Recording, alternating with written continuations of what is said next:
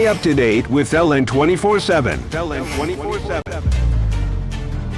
With news, politics, business, sports, and more on LN 24/7. Where the story goes, we go.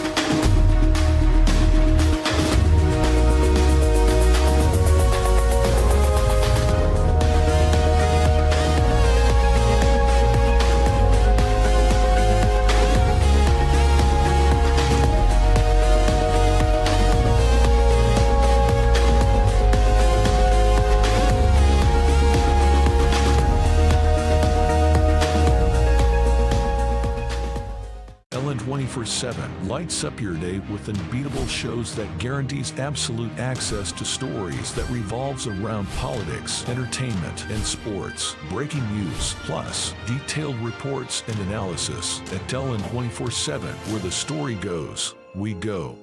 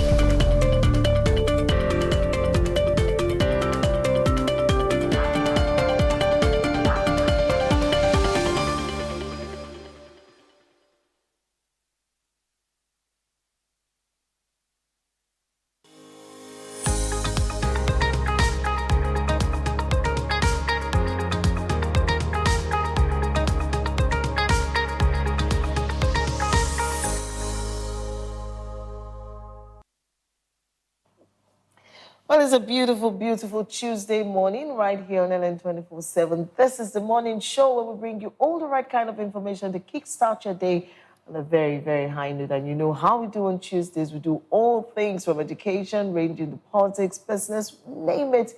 We've got you covered. It is the Tuesday edition. I am Precious Obaze. Hey, I'm Nzube Chikonodo. It's good to have you join us today. Indeed. It's amazing to be here again. Oh, yeah, always amazing to be here. I mean, just to come talk, but not just talking, but, talking and bringing information, the right kind of information, to our viewers. And, before the cameras came on us, we were talking about how that people are really going through a lot. Oh, people are going through a lot in the country right now. And then what do? We bring them hope.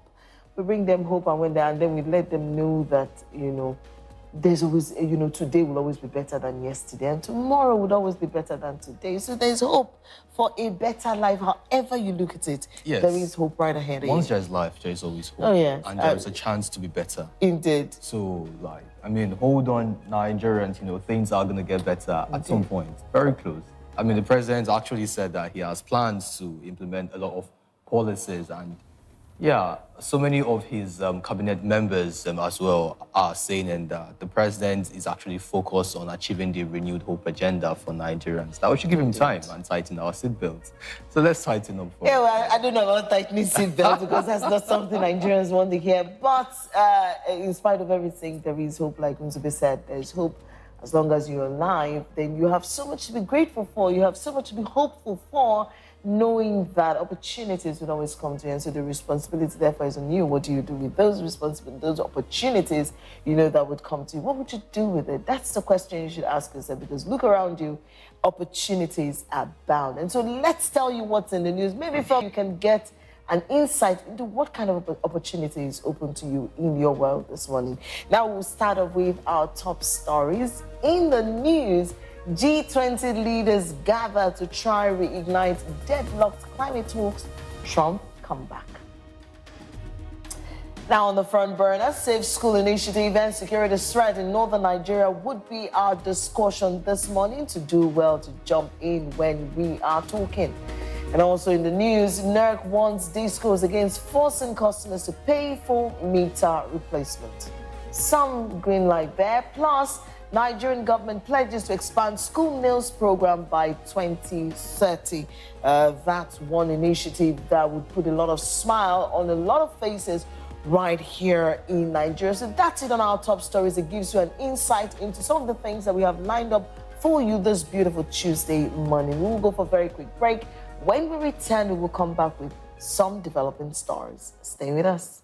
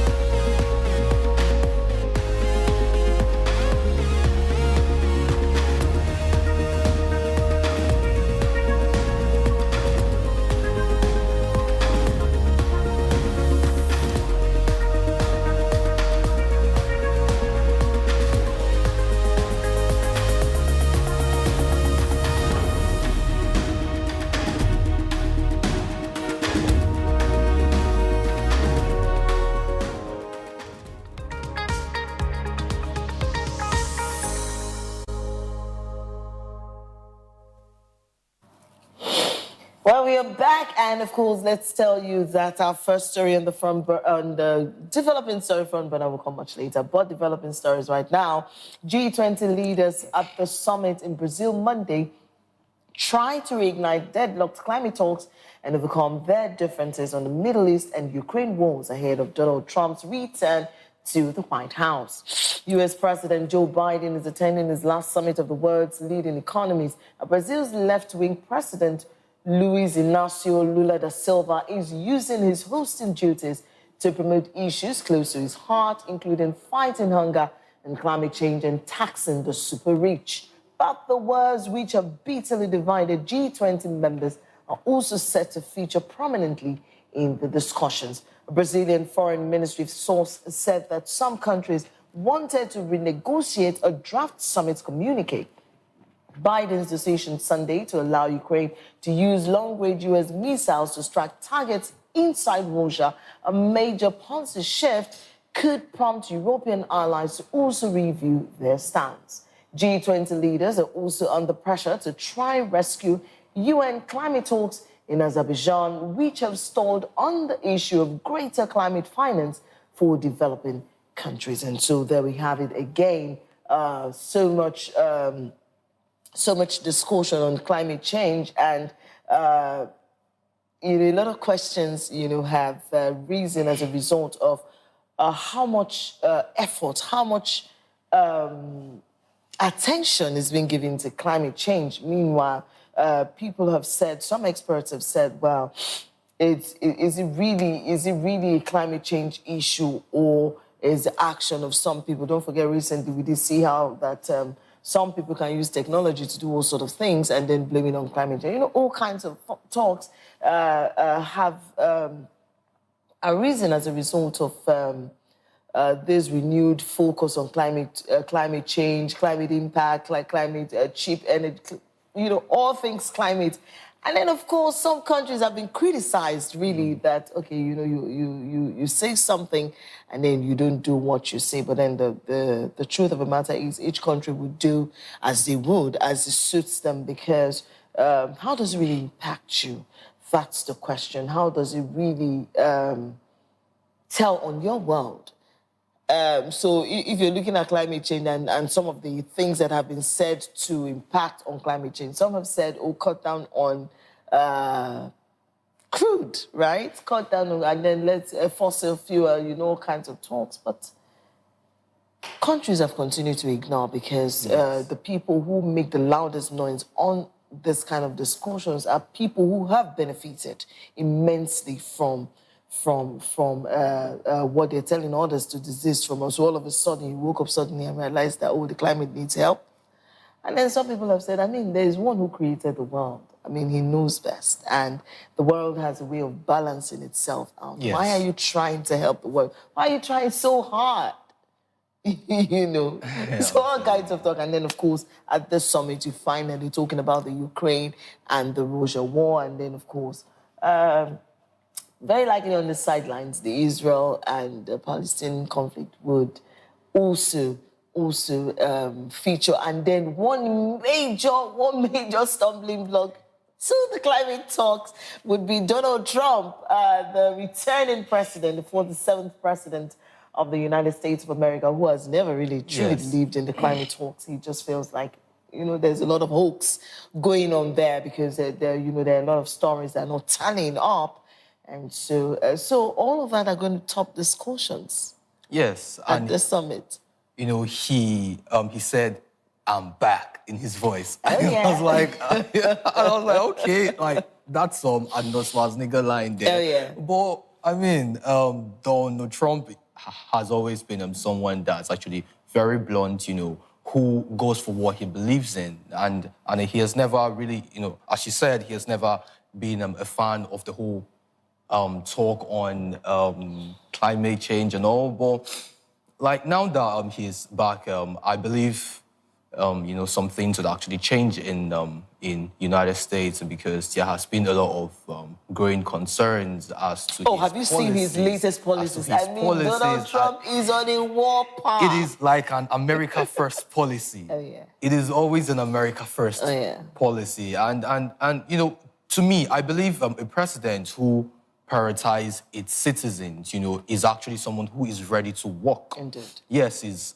ready to work. And several other talks are in the summit about the, Russia-Ukraine war and the Israel-Palestine war. And then the fact that they have allowed Ukraine to use U.S. missiles and to strike in Russia, I believe that would help them to shift for the US. Yes, of course, and that would also help them to advance, in taking back their territory because the war has gone on for It's so gone long. on for too It has long, gone on for right? so long. As several presidents have come to call for, talks with Putin, but he seems not interested. I see. He's in a world of his own. So when you say that, like a lot of times I tell people, so you look at both sides of the coin, right? Where Putin is a very interesting character. So you would also find that there are things, there are actions that have conditioned him to turn out the way. Putin is not such a bad guy, really. When you look at history, when you look at antecedents, you just find out that the man is also trying to protect his own interests. I mean, when you look at the very beginning of this, to be or not to be, the Ukraine and Russia war, the role that geopolitics played within, that discourse before it spiraled into something else. So you would also want to tilt a bit towards Putin because, I mean, NATO wants to situate a base, NATO, Ukraine get into talks, wanting to situate a base, close by, and then Putin says you can't do that. I mean, when we wanted to, have such an alliance with Cuba, you said no, and then you decimated, especially the U.S., decimated the Cuban economy to the point where, Cuba became so isolated, their economy practically died. Part of the negative impact of sanctions on nations' economy, part of which Zimbabwe is still suffering from. I mean, U.S. sanctions on the Zimbabwean economy, government, and all that. So that's by the wayside. But Putin says you can't do that because you didn't allow us, have such agreement with Cuba at the time. Now, all of a sudden, you want to have this at our backyard. It ain't gonna happen, man. It ain't happening, And so Putin went all out. But where I faulted Putin is, I mean, Volodymyr Zelensky is your brother. Why go to war? That is always have conversations. Like, I have always said, ego is what breeds war, right? Oh, it has to be my way. Oh, it has to be my way. And then two people take two very hard stands, no meeting ground for them, and then the next thing, they go to war. And so you'd find that, yes, to a large extent, while I'm not excusing the war, while I'm not excusing Putin's actions, in Ukraine, but when you look at the bigger picture, there are circumstances, there are actions, there are non-actions that has pushed him to the war. But I just felt like, war is not always the option. Yes, right? War is not always the option. And so we do hope that now that Trump is back, I mean, it's been alleged repeatedly that Trump and Putin, they are friends. And of course, Trump has said that the Ukraine war, he's going to bring it to an end in one day.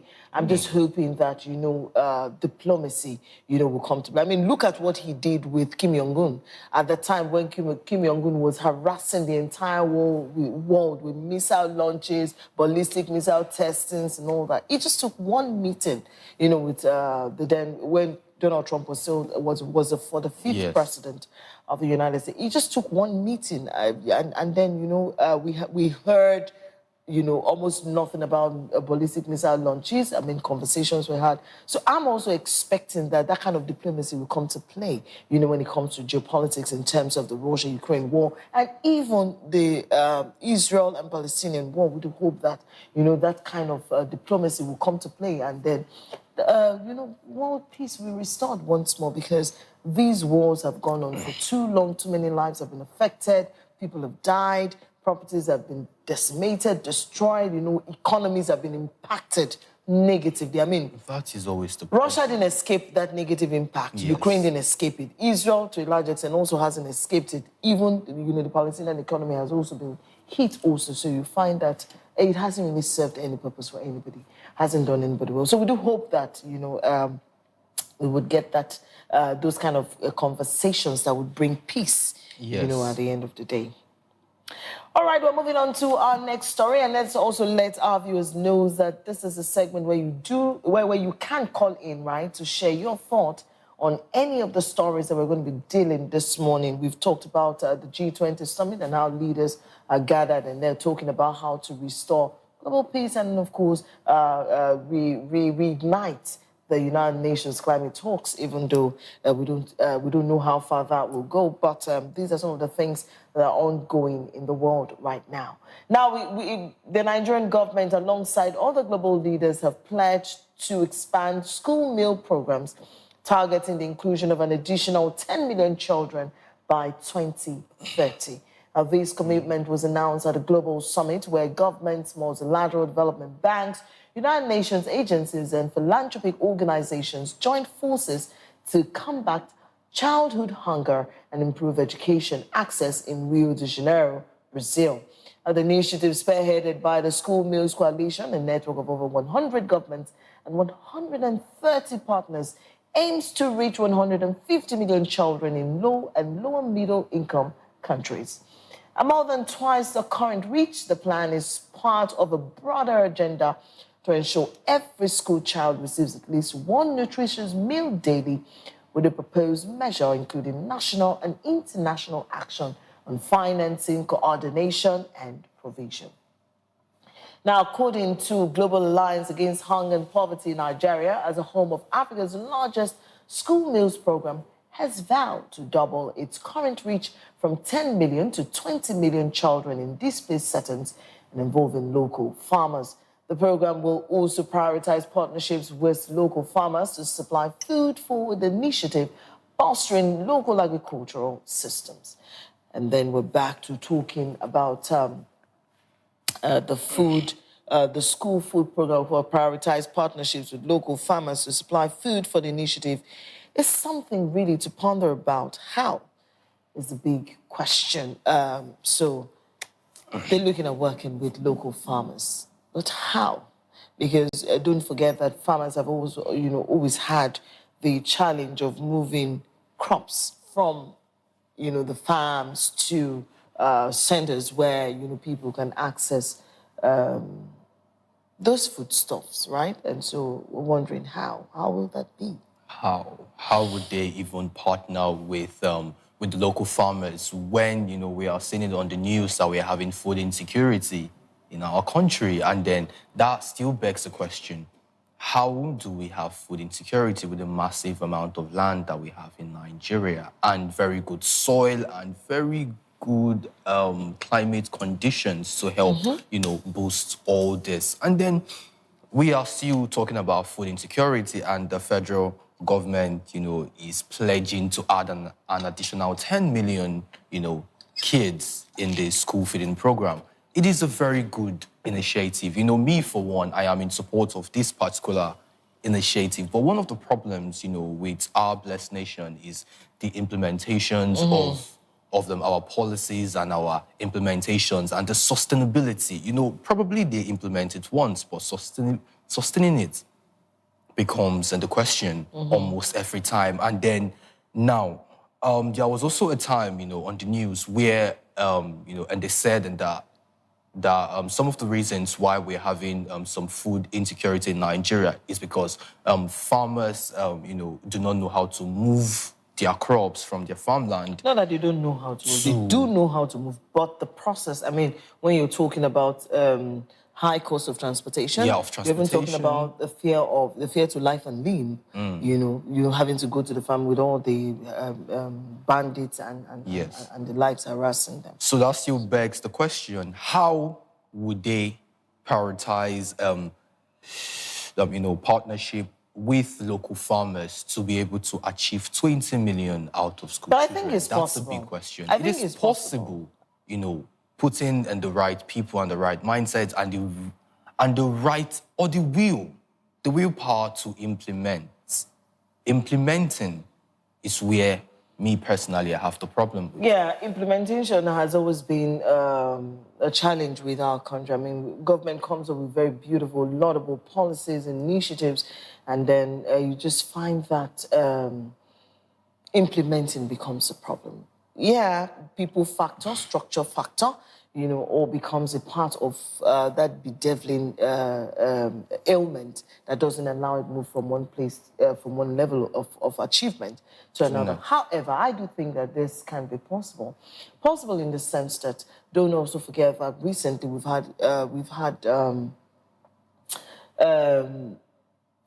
I do recall, I think it was last month or 2 months back, the presidency did say that they were deploying security operatives to regions where they have high farming output and all that, and, just to protect farmers, going about their daily business, that the government is deploying security operatives to give them that security. And whether we like it or not, we've seen an influx of food crop into the market from the farms. We've seen an improvement, and I think that's kind of what drove down market prices on some commodities. I mean, you're talking tomatoes, you're talking rice, you're talking pepper, vegetables, you're talking a lot of those things, which actually drove down, the prices. So what it just, for me, what I'm looking at, what this just basically means is if this initiative, like they've always said, they'll partner with local farmers. Now this, so what this means is you're going to partner with more farmers. More farmers. Now the thing is, are you going to increase capacity for those farmers? Because the farmers also provide not just for this initiative, but they also provide for national consumption, as it were. Across the country, you find vegetables being moved from the northern part of the country, northern and middle belt and part of the country, even from the south, to different. So there's this cross-country movement of food and produce, across board. So I'm looking at increasing the capacity of the farmers. So is there a plan for that? Because if the farmers already have a supply chain that they feed already, you have heightened demands of the farmers. So how will this work? Are you going to increase farmlands for the farmers, or are you going to, help them become mechanized in their farming activities? What is the role of state governments in all of this? Are we seeing a collaboration of state government with farmers and also this program? Because at the federal level, yes, the president is up there doing all of this. He has people, on another level doing all of this. But don't forget that there would necessarily always be a need to partner with the state governments, who themselves are the first citizens of those states where you have those large sorts of lands that are being farmed at every given point in time. And so the question is, what is the role now the governors are going to be playing, in this equation? Is there a collaboration? Are we going to see, conversations between the states, this group now, and then, of course, the farmers? There's a whole lot of issues to address when it comes to this. So I guess that just covers the how. How will this be? Would we see a thorough, in-depth review of this process before we even get started? So we don't get to a point where you say, oh, farmers don't have enough crops to supply, and then we're going to be looking at importing. So these are all the things that, are going to be looked at, for this program to be successful. And let us not also forget the local government, chairman. Oh, and because to achieve this initiative, to the letter, the local government, the local government chairman have to be included.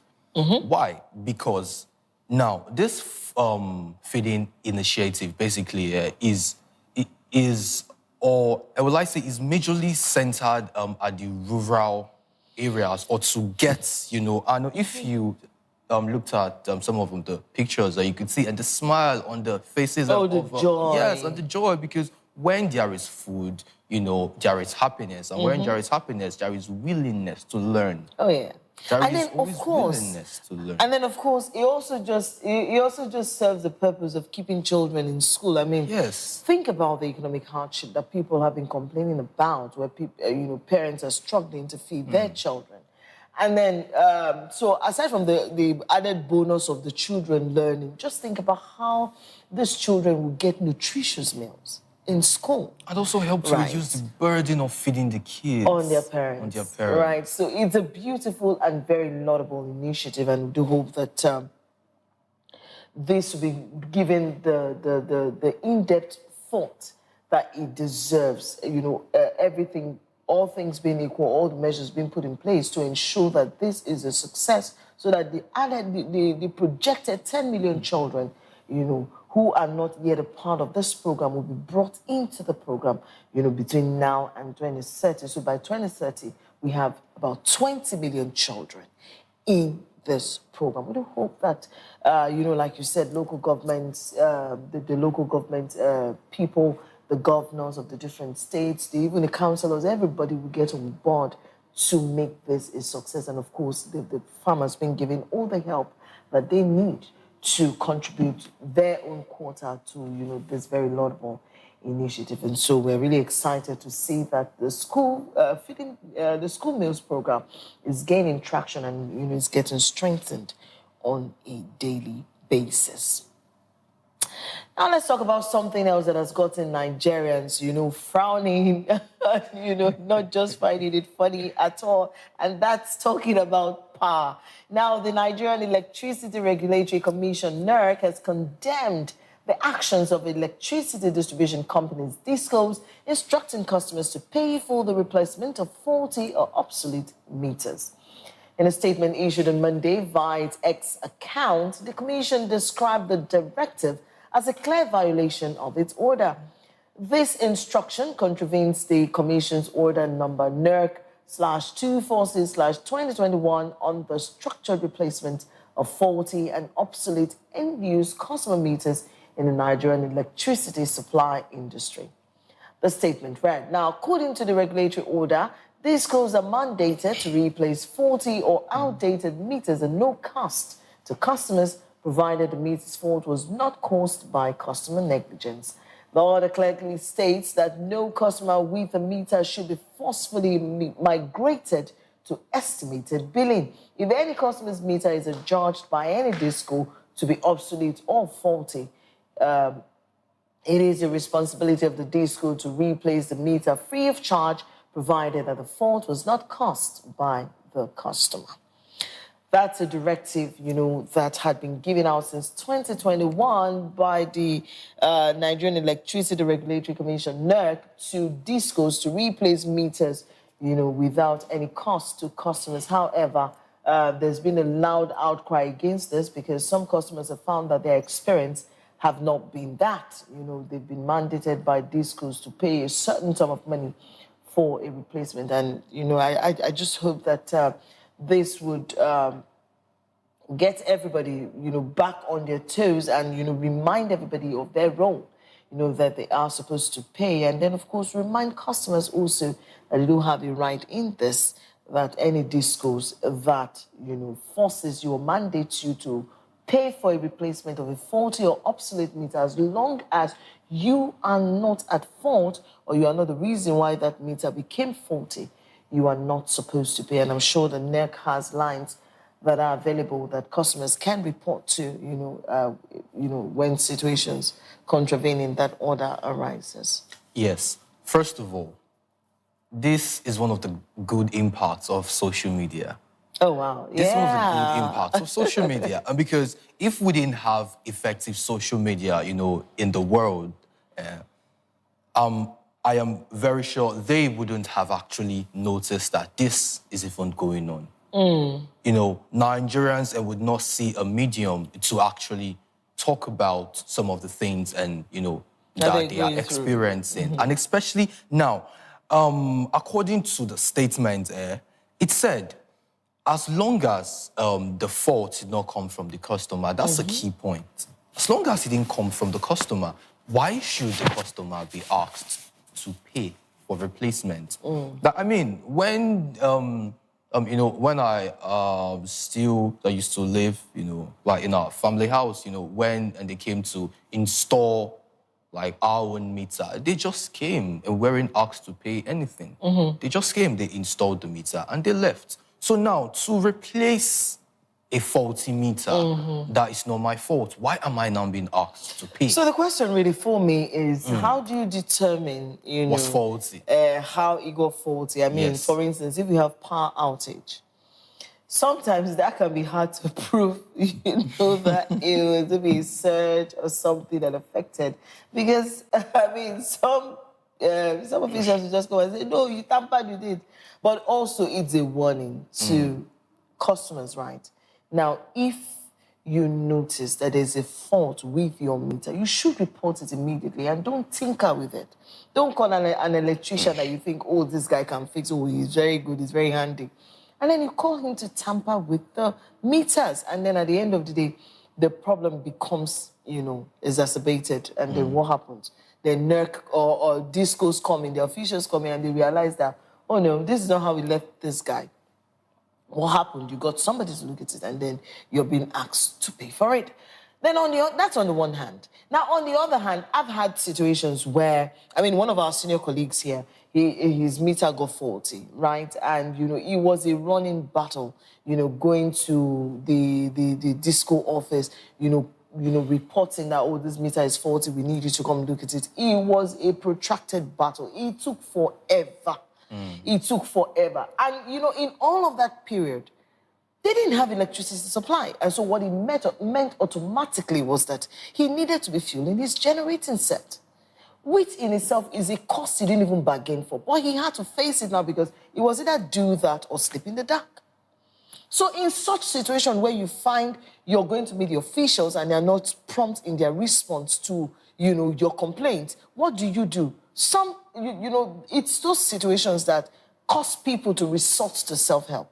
Because people who are supposed to be responsible are not responding. And so what do? I can't be in the dark and I can't spend so much money, to just keep fueling my generating set, especially now when the price of petrol is at an all-time high. I'm telling you. And so for 1 week, you're in the dark because the people who are supposed to, come and attend to you, they're not responding. And so while you're still doing that back and forth, you can't be in the dark, right? You've got food in your fridge that would likely go bad, you need to preserve. So there are a lot of issues here.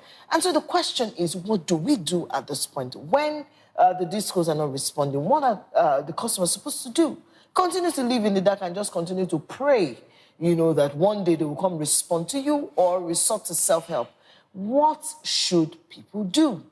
That's a big question. Exactly. And that is why you won't blame most Nigerians. Okay, let me not say most, some Nigerians, who call, and these other guys to climb their It's basically, we need to have to hold that thought. I understand they we have a distributed this meter.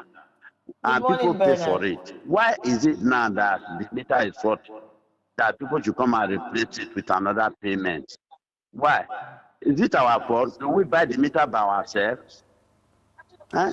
Then we pay and they supply us. If they know the meter is faulty, they should replace it by themselves. Indeed. Is it not their property? Indeed. And besides, they hang the meter on the electric pole, not on people's building. Huh? So we should know, it seems that they just want to disturb Nigeria. They want to frustrate the city. It's not right. If they don't want to, they don't have power to maintain electricity for the country, let them hands down their hand. It's wrong. All right, Bernard. Thank you.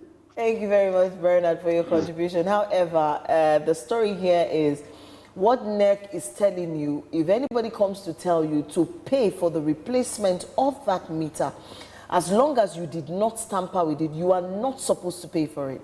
So that's the story this morning. And, NERC is telling Nigerians, we are for you. And then they are warning and condemning the actions of discos. And so it's high time Nigerians get to know their rights when it comes to certain things. Government is not all bad, right? Government's not all bad. While government will flog you on the one hand with some policies, maybe not intentionally, but also government also tries to ameliorate some of the suffering. And this is one of the things that they're trying to do here with the National Electricity Regulatory Commission, telling Nigerians and also warning the discos that when those meters go bad, Nigerians are not, keyword here is, they are not supposed to pay for it, especially when it is not their fault. If the meter is faulty or if it is obsolete, you go there and you replace it. And so this morning we would have Nigerians know that when any disco company or the officials come to you, you are not supposed to pay if you did not tamper with it.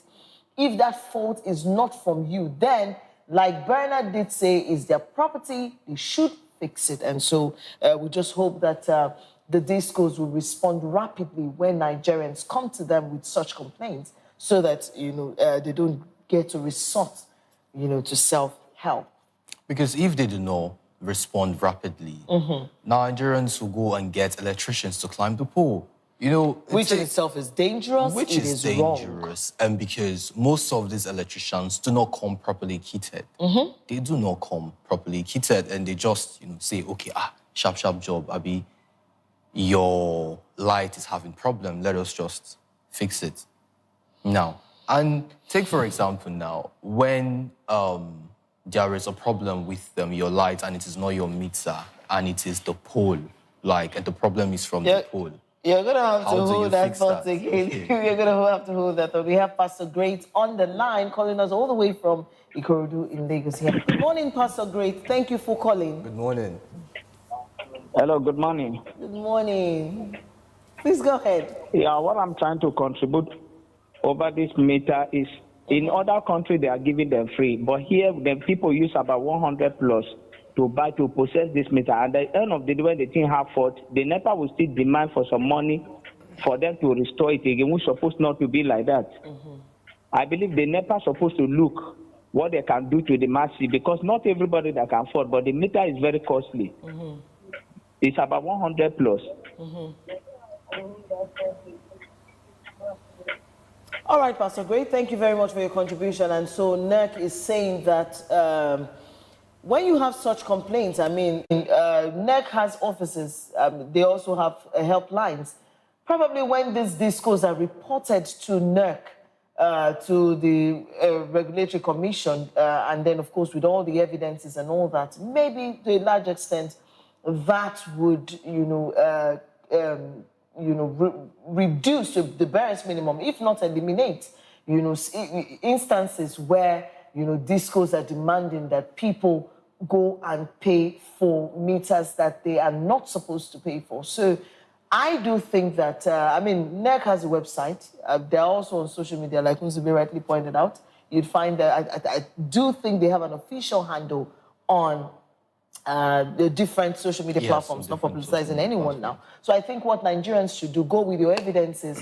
We should make your complaints directly to NERC, and trust me, I'm sure they will respond. Because I do think that it's as a result of having heard some complaints from Nigerians, that's why they are responding and coming out with this directive now that Nigerians are not supposed to pay for any replacement of a faulty or obsolete meter.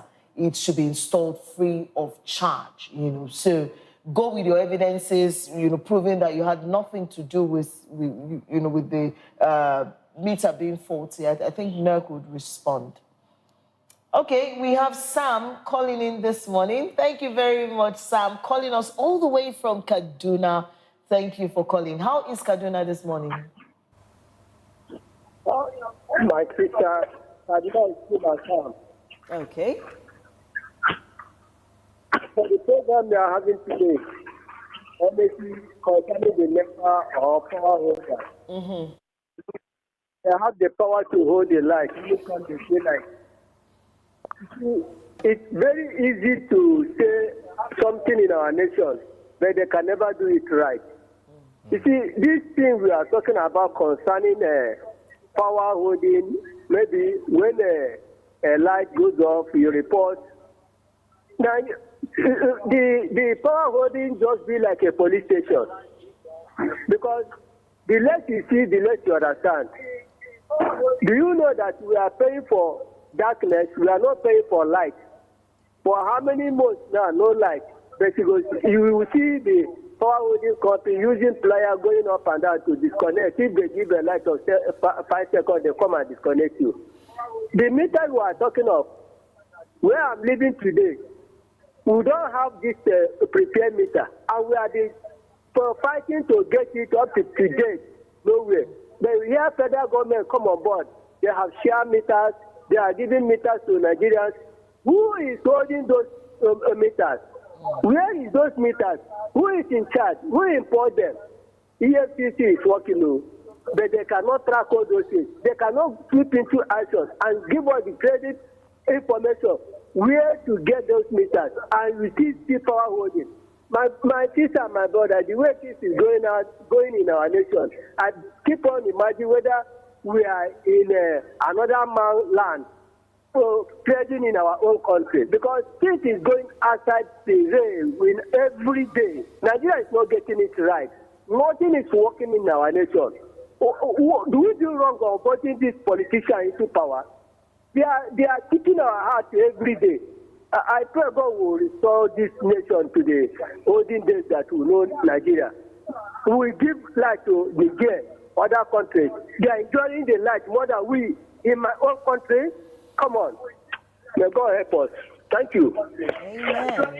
Amen. Thank you very much, Sam, for calling us this morning. We do feel your pain. And like I have said initially, just repeating the words of the Nigerian Electricity Regulatory Commission, NERC.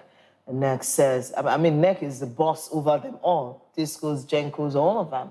And since it has gotten to this point where Nigerians are not getting the benefit for their money, I do think that, so instead of resorting to self-help, there is a boss you can report to, and I think if NERC gets a deluge of messages from discontented Nigerians, I do think that, they'll be forced to look into the power issue. And then, of course, the Minister of Power, Bio, is also going around seeing what he can do to, solve the power issue that we've been facing in the country for the past, especially in the northern part of the country that have been without electricity supply, for quite a while now, having attributed all of that to vandalism of power lines, grid lines, and all of that. We do hope that all of those issues will be a thing of the past, and Nigerians can get a benefit of their money, benefit of being citizens of this great country. Well, thank you very much to all those who have called in. Thank you for your contributions, and for those who couldn't get in because of network issues, we do apologize on behalf, of the networks. But thank you very much. This is the much that we can take on the Developing Stories segment. We'll go for a very quick break. When we return, do have a beautiful discussion lined up. Join us again.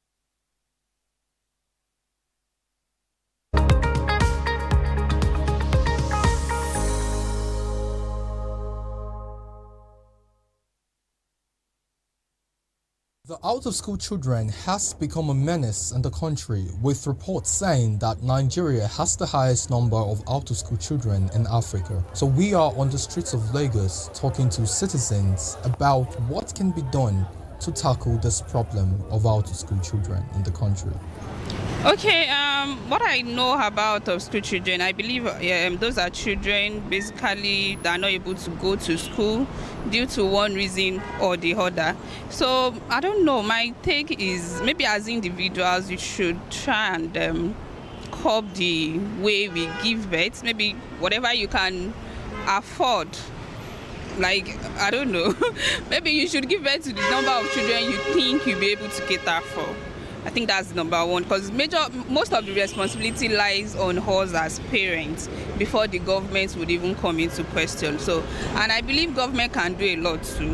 What they need to tackle is that the whole system now, the slowness of educational system, the system in education currently is poor.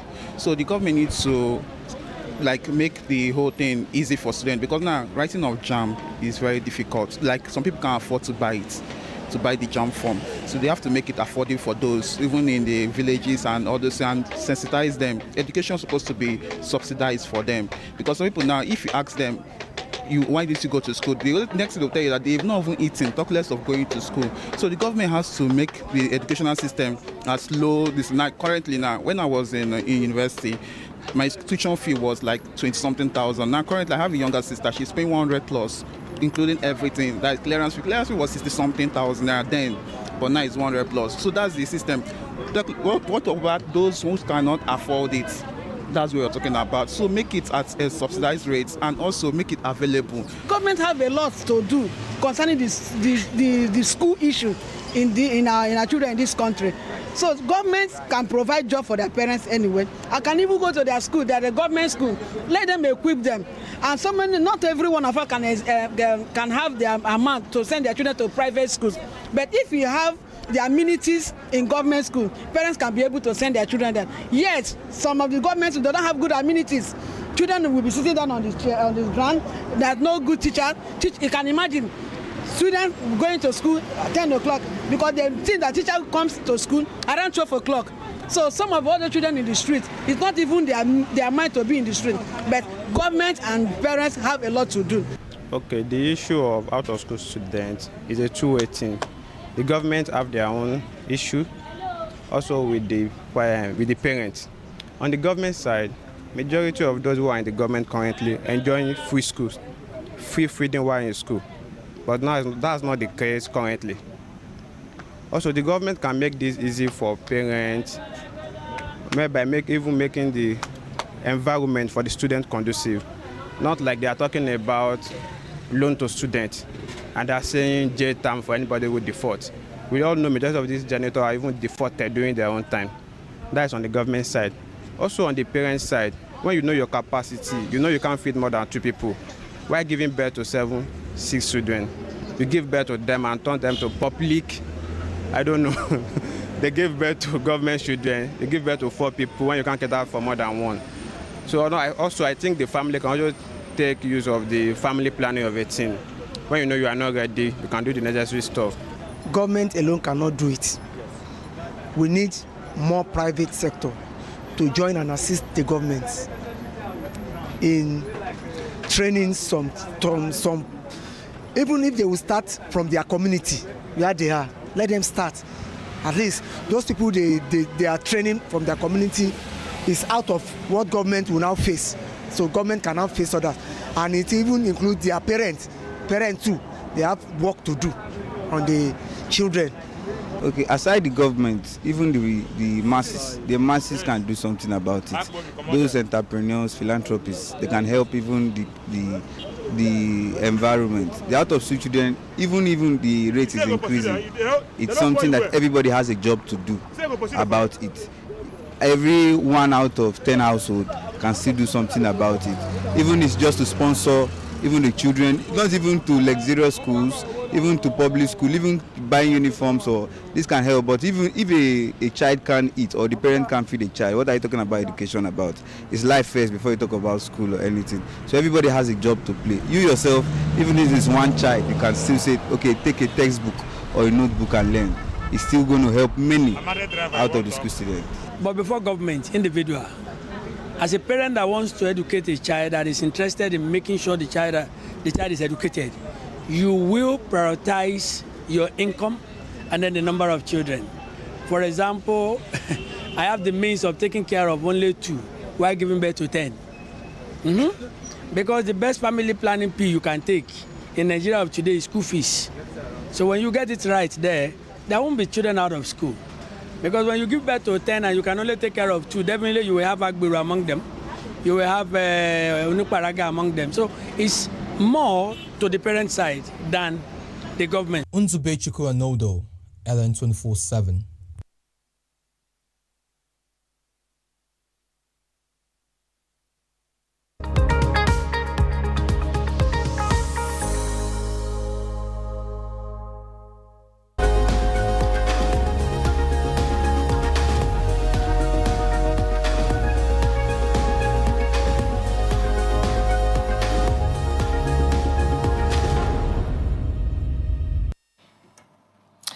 Now, education is often seen as a foundation for a brighter future, yet in many parts of northern Nigeria, particularly the northwest, this foundation is under serious threat. The alarming rise in kidnappings, banditry, attacks on educational institutions has turned schools into targets, forcing closures and leaving thousands of children without access to learning.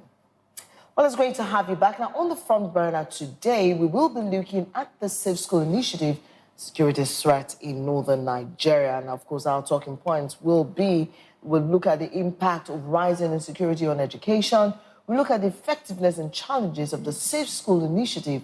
And finally, we'll bring up some recommendations for strengthening school security. Now, our guests this morning, we have Reverend Polycarp Baja, who is the CEO, Director General, Stride Leadership Foundation. Now, we also have Mohammed Abdullahi Mohammed.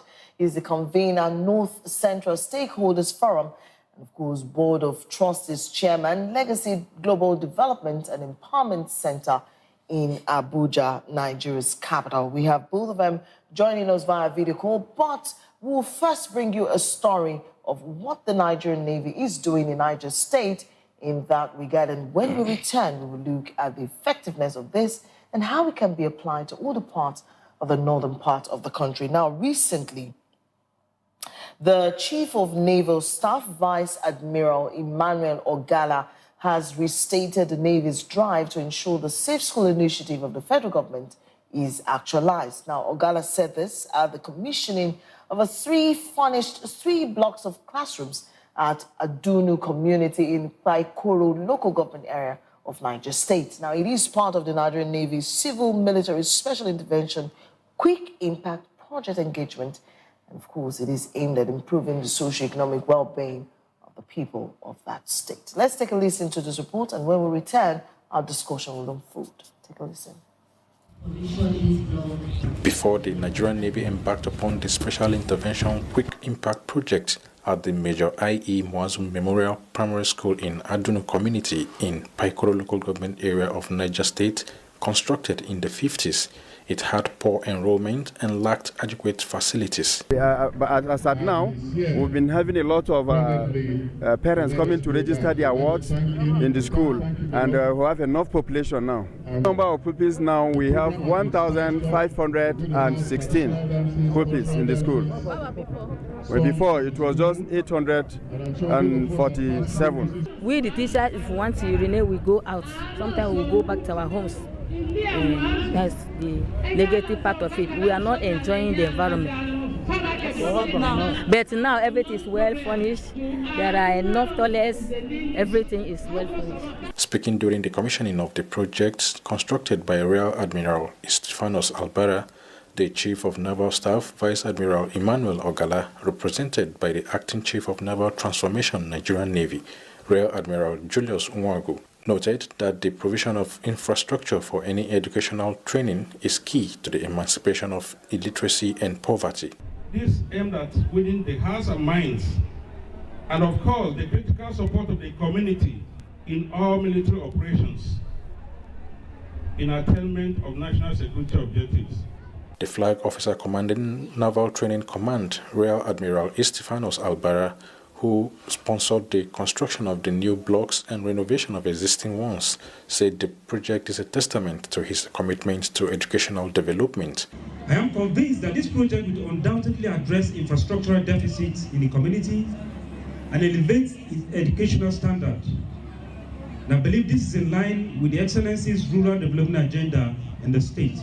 The Commissioner for Basic and Secondary Education, Hadiza Mohammed, who represented Governor Umar Bago, said the government is challenged with the quality of work done by the Nigerian Navy and pledged to maintain the structures. I think we are challenged as a ministry, and we pray that we will have more individuals coming to support the education system, because the government cannot do it alone again. The two new blocks constructed by Rear Admiral Stephanos Albara consist of 5 classrooms, 2 offices, a security post and fence, modern toilet facilities, furniture, solar power, as well as the renovation of 3 blocks of classrooms.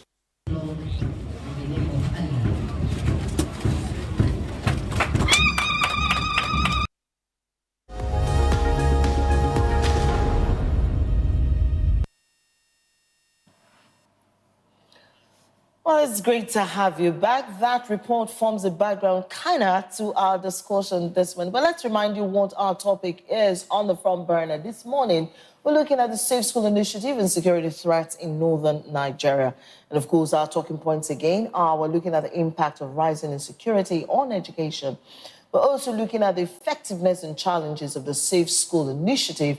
And of course, we'll bring up some recommendations for strengthening school security. Again, our guests are Mohammed Abdullahi Mohammed, is the convener, North Central Stakeholders Forum, and of course, the chairman, Board of Trustees, Legacy, Global Development and Empowerment Center in Abuja, Nigeria's capital. We also do have Reverend Polycarp Baja, who is by no means a stranger here. He is the CEO, Director General, Stride Leadership Foundation. Thank you very much for making our time to be with us today as we discuss. Reverend, it's good to see you as we discuss security threat in northern Nigeria and, of course, how that impacts, the education sector. I do recall I had a conversation with you recently where we were talking about some new security threats in that part of the country. In your opinion, what's the security situation right now in northern Nigeria? Whether the west, northwest, north central, just the north generally, what's the security situation like in that environment?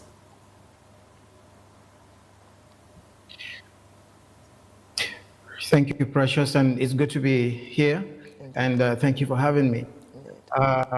The security in the northern part of the country has been very disturbing. A lot has been happening both in the north central area and the northwestern area, and significantly in the last few days, Lakurawa has been on the news. I think a lot of people became a lot more disturbed that people could just walk into Nigeria from Niger Republic, take over our rural areas, and in fact, not only abduct people, and they actually collect regular taxes from them. And it's like a government within a government. And at first, when we had the news and the army confirmed it, people were wondering because it looked like a new thing. But when you look a little bit deeper from the research by Murtala Mohammed Rufai, who is an associate professor in Sokoto there, and he said that these people have been around for over 20 years and very active in the northwest or in Sokoto and Kebbi area in the last 8 years. And of course, you're wondering, so where have been our security agencies? We have over 15 of them. And what has been happening? How come this kind of thing is happening? And of course, the Lakurawas are not by any means the only group that have been raining mayhem in the northwestern area and Sokoto State, Kebbi, Zamfara, and so forth. A lot has been happening. And this brought to the fore a very, very disturbing component. And people were wondering, so what have we been doing? How is it that people can do this, walk into our country and take over our country? Where in the world have these people been? And of course, even disquieting is, why haven't we heard this from the chief security officer of the state himself? Even if he does not have, as it were, an army at his disposal or the police, why haven't we heard an active speaking, a voice speaking for these people? These are children. So where is the Minister for Education? Women and children, where is the Minister for Women and Children? There are people that have been assigned by our democracy to look after these people. Where's the voice of the Minister of Agriculture? So you look at all of these things and you find that so our country has fallen into this very disquieting mode, and it is across the north. It's easy to see why today we have hunger in Nigeria, because if this could happen in our rural areas where the farmers are, then you can understand why we don't have food, because the farmers can't go there. And by the time you're talking about children in school, they come from homes. Their parents can't be secured or are not secure. How on earth are they going to be able to go to school when their own parents who take care of them are not safe? And the Lakurawas, we have had to understand, because they've been operating for quite a while. They didn't just start now. How did they come into the matter? And it would be interesting to find out that, they were actually invited by some of the villagers and the village heads. And because of the failure of the Nigerian government to protect the people. And with the bandits in Zamfara and other places, they had to look for help elsewhere. So they engaged these lawyers to defend them against the bandits that have taken over the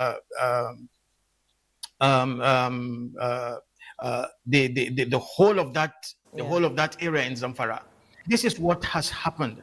And later on, these same people, and they were engaged and paid by communities because that was the only way they could survive and live. And after a while, the Lakurawas decided, well, we're not just going to be your mercenaries that help you. We're going to take over since you don't have a government, and we will rule over you. Tax from them, and they can abduct the children to grow their own army and bandits, and for their activities as well. This is what you have as about what happened with the Lakurawas. So it's not a new thing. It has happened. It has been here for over 80 years. But we can see that it is largely due to the failure of the Nigerian government to protect its own people. This is what you are seeing right now. And if you look at this, these are people, the membership began from Mali. So they lived in the Niger Republic, have always lived along the border. The surprising part, of course, is that, you know, they were headquartered in Ilela.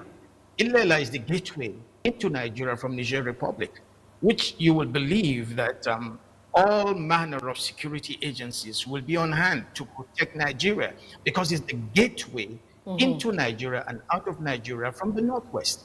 How could the Lakurawas have settled enough to make that place their own headquarters? Indeed. So it's a little bit disturbing, this gap and this blunder by the Nigerian security agencies or the government to protect its people. So you can see how the story has evolved through the years. But of course, we're trying to go beyond that. What can we do? What should be done? It is good to have confirmation, but we need a whole lot more than confirmation from our agencies and security agencies. What is to be done? So we have very, very large swaths of ungoverned areas. We have a border that is not properly policed, and it is very, very porous.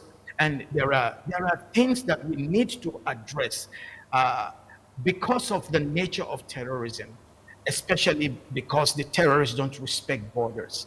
We need to be able to have good relationship with our neighbors, Chad, Niger, and so forth. And because of the coups that have taken place probably in this last 2 or 3 or 4 years, Nigeria's relationship has been strained with those countries. Like what you saw happen, last week. What happened last week in Chad? And a lot of Chadian officers were killed, and the Chadian president was fed up, and he said, look, we don't seem to be able to work with this joint force that we're supposed to have with Nigeria. Nigeria is not doing its own part of the bargain.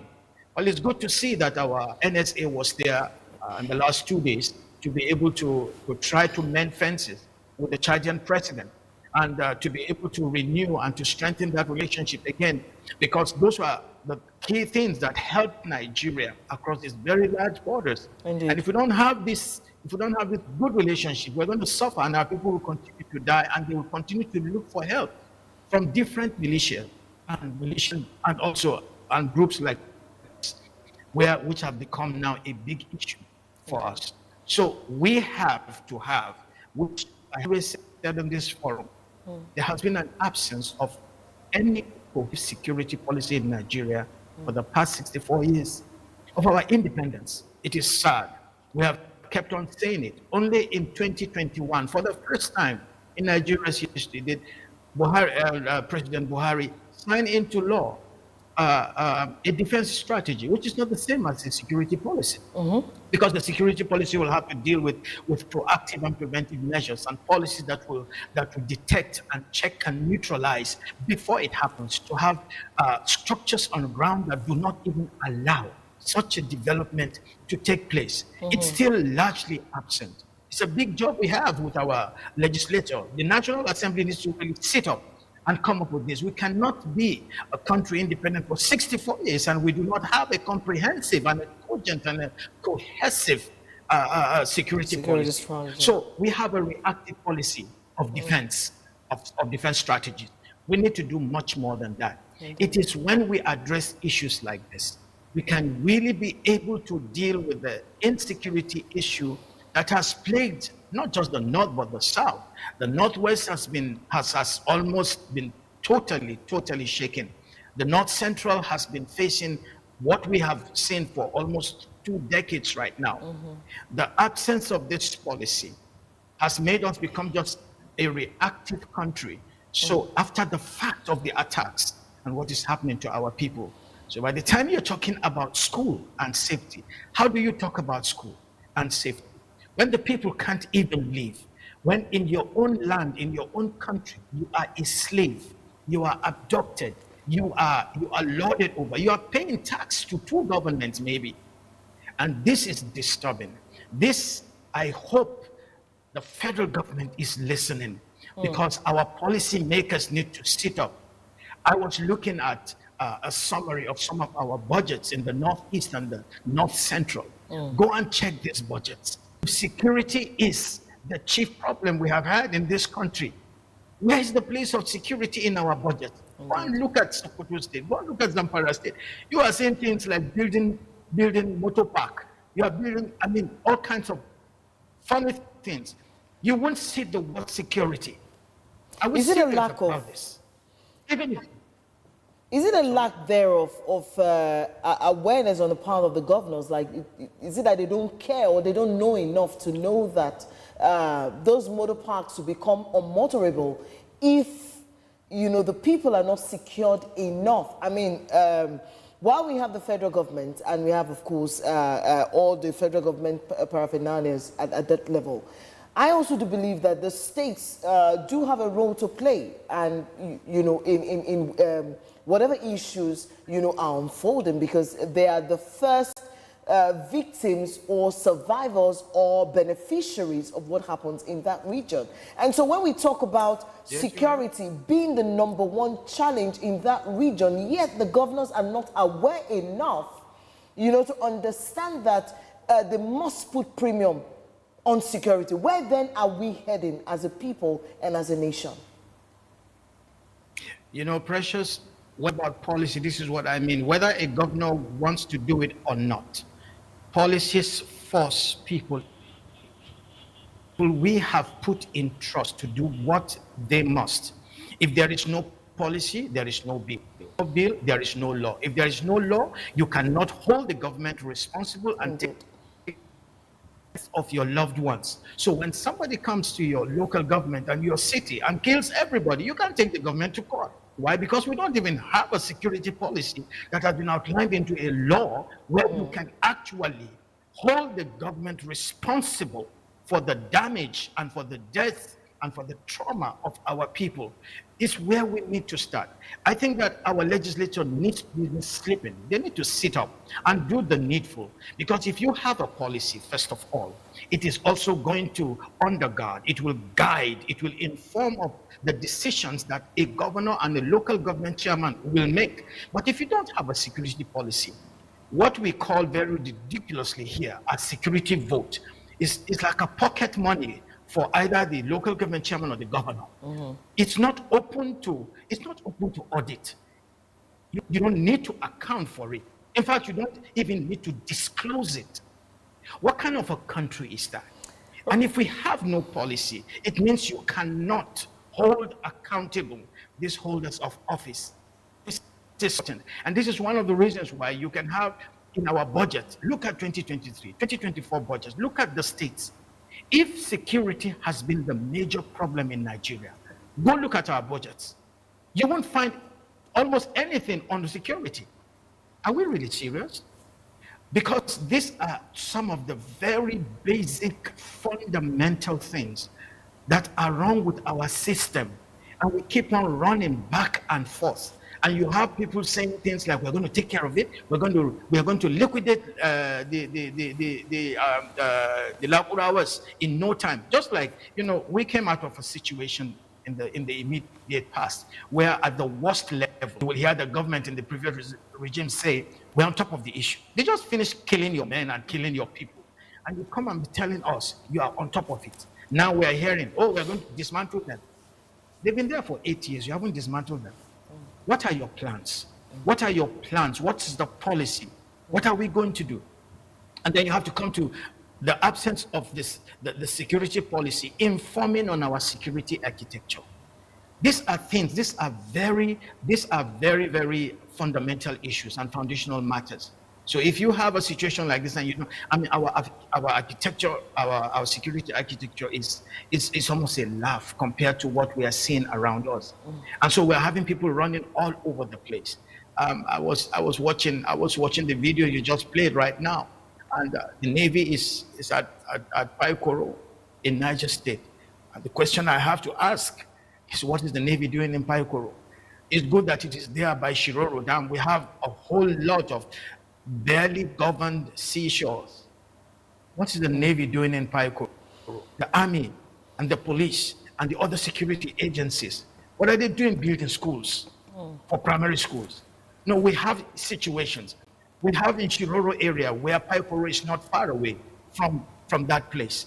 We need to see a greater presence and a more cohesive policy and implementation and measures and proactive measures to take care of this. For how many years? The previous governor of Niger State, the present governor of Niger State has become the new center for Boko Haram and the other people. And very, very disgraceful deaths and things that have taken place with our security. It is time for us to sit up.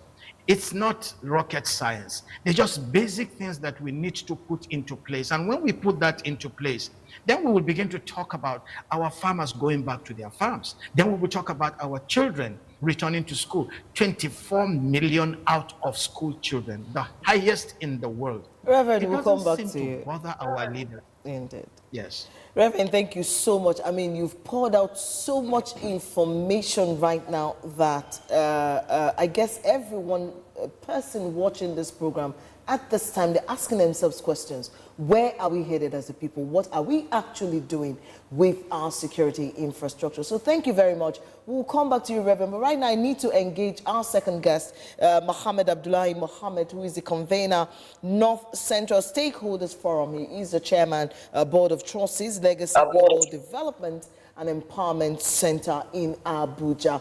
Good morning, Mohammed. It's good to have you join us on the program this morning. Good morning. Thank you for having me.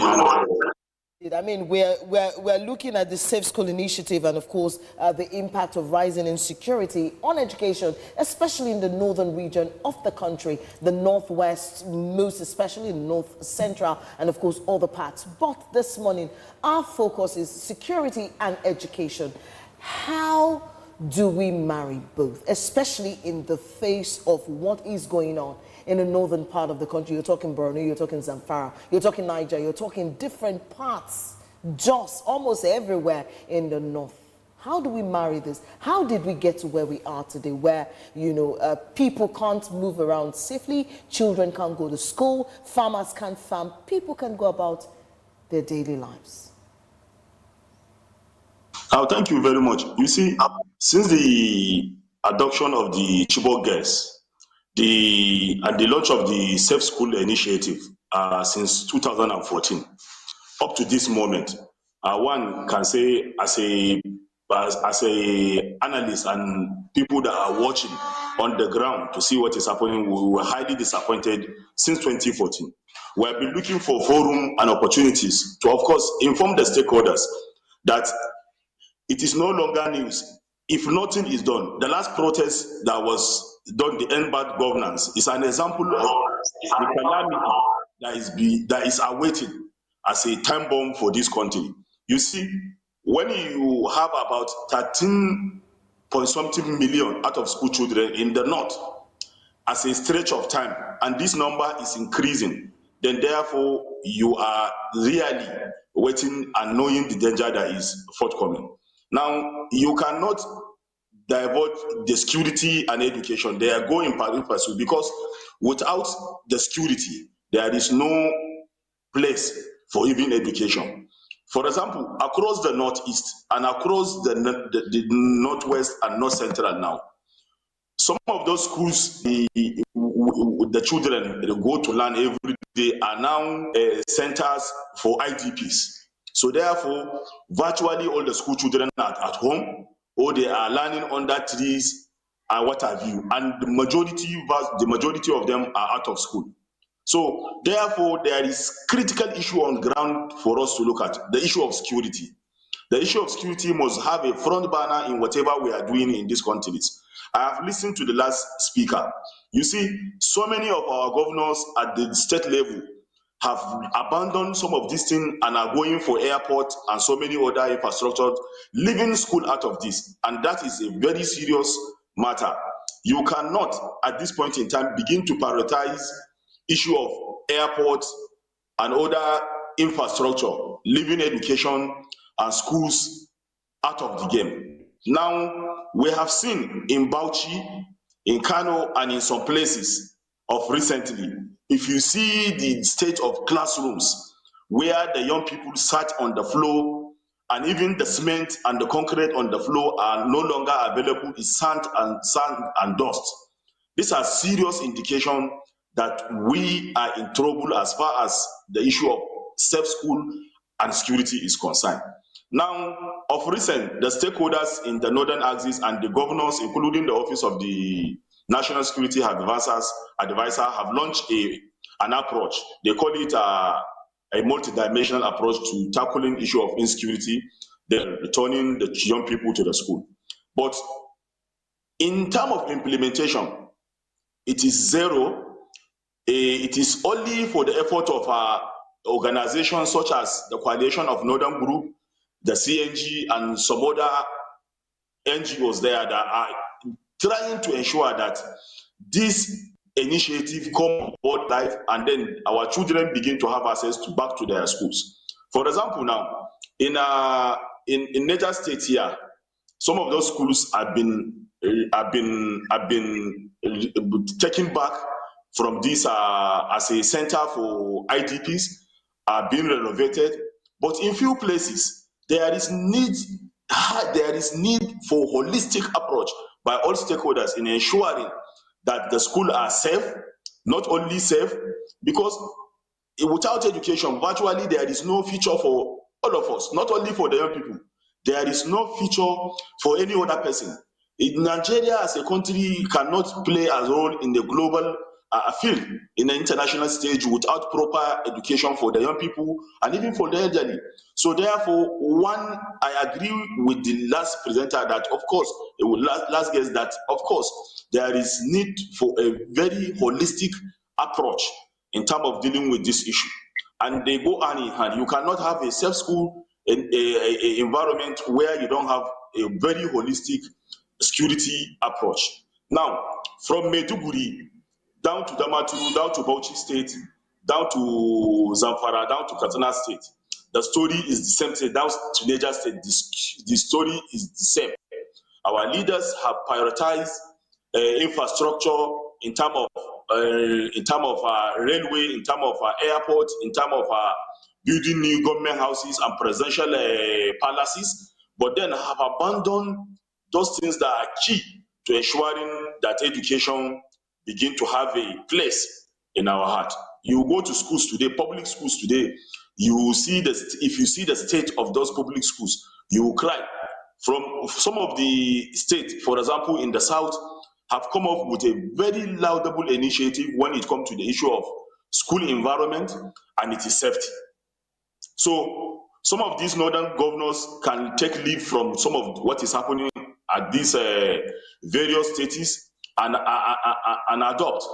Let me also remind us that we see the surge and the increase in our governors visiting foreign countries, China, UK, and some of them Brazil, to go for shows. Unfortunately, they are not carrying back those things that are critical that they've seen from those places where they are going, develop, and become what it is today because of the level of dedication and seriousness and policies they put on ground as far as education is concerned. But now they've come back home, they've put more pressure on building airport and living education. Where you have 13-point-something out of school children in a region devastated with insecurity, this is a potential danger. This is organized a platform for recruitment of further fighters and armies to the terrorist organizations. Check the videos. You see, it is the young people are now getting even angrier across the north. They are now participating in protests, in massive protests. They are now coming bolder. They are becoming more aggressive. So that is why our government need to understand that going forward, the business is not going to be as usual. They must ensure that public schools are put in a good shape, employ qualified teachers, train them, make sure they increase their allowances and salaries and wages. This will give them the impetus and the distance to stay and teach these children. And then for the federal government before now have come with policies of school feeding program, and corruption have eaten deep into these programs. We're hoping that with the relief of the former minister, a new minister of poverty has been appointed, hoping that he will ensure and look into that school feeding program. It has helped in some of these communities across the north. It has helped in bringing more children, in enrolling more children into the school system.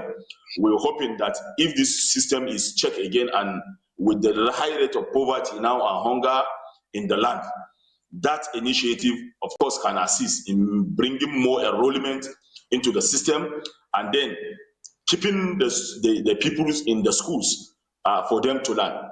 But while that is happening, the government, especially the state government, the federal government have the control over the machinery of the army and all that is. But you see, we are neglecting the role that the state government can play when it comes to the issue of security.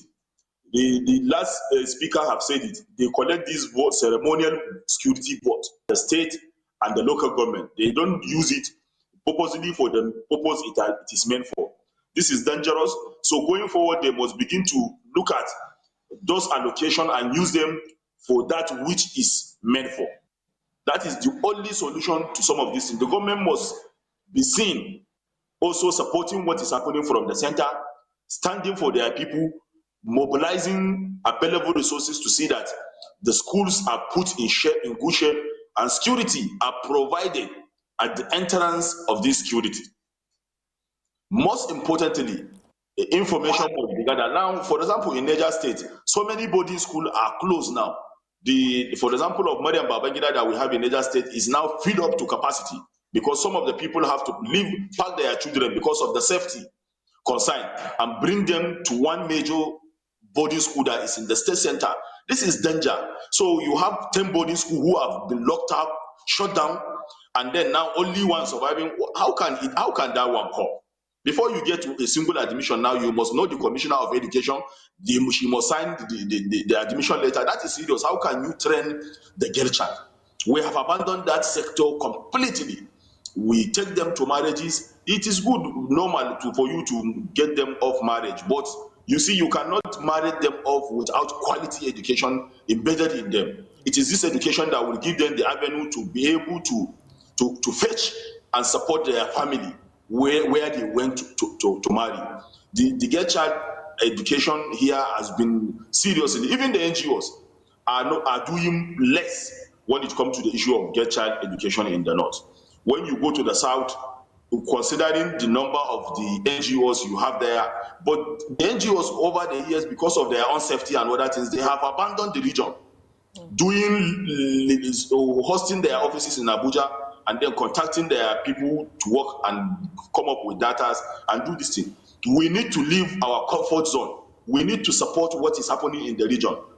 When the leaders begin to see that any other person from the community level, the Meongua, the emirs you have, everybody must work together to ensure that we put our heart in, to ensure that we get out of this canker. You see, another thing I want to say that is that we must ensure that as a people, we don't abandon our collectivity.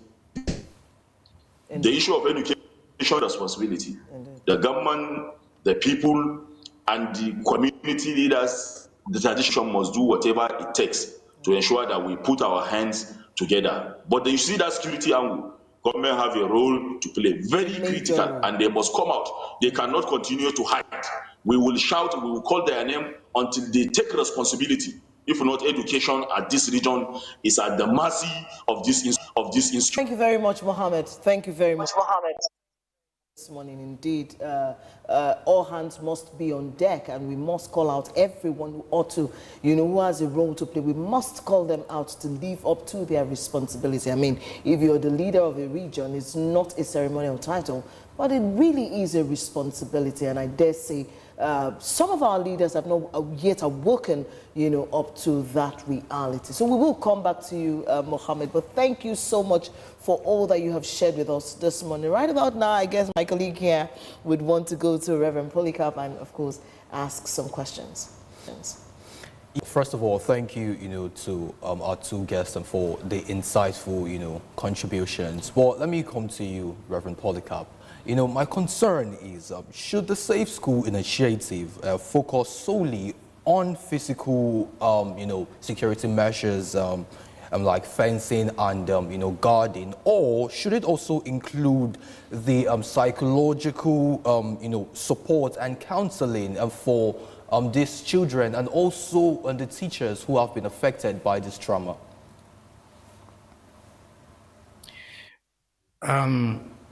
You have gone way beyond even what the situation is right now. You can't even save them from death. Do you think the government really cares about how they feel and about counseling? Mohammed just mentioned about the Chibok girls.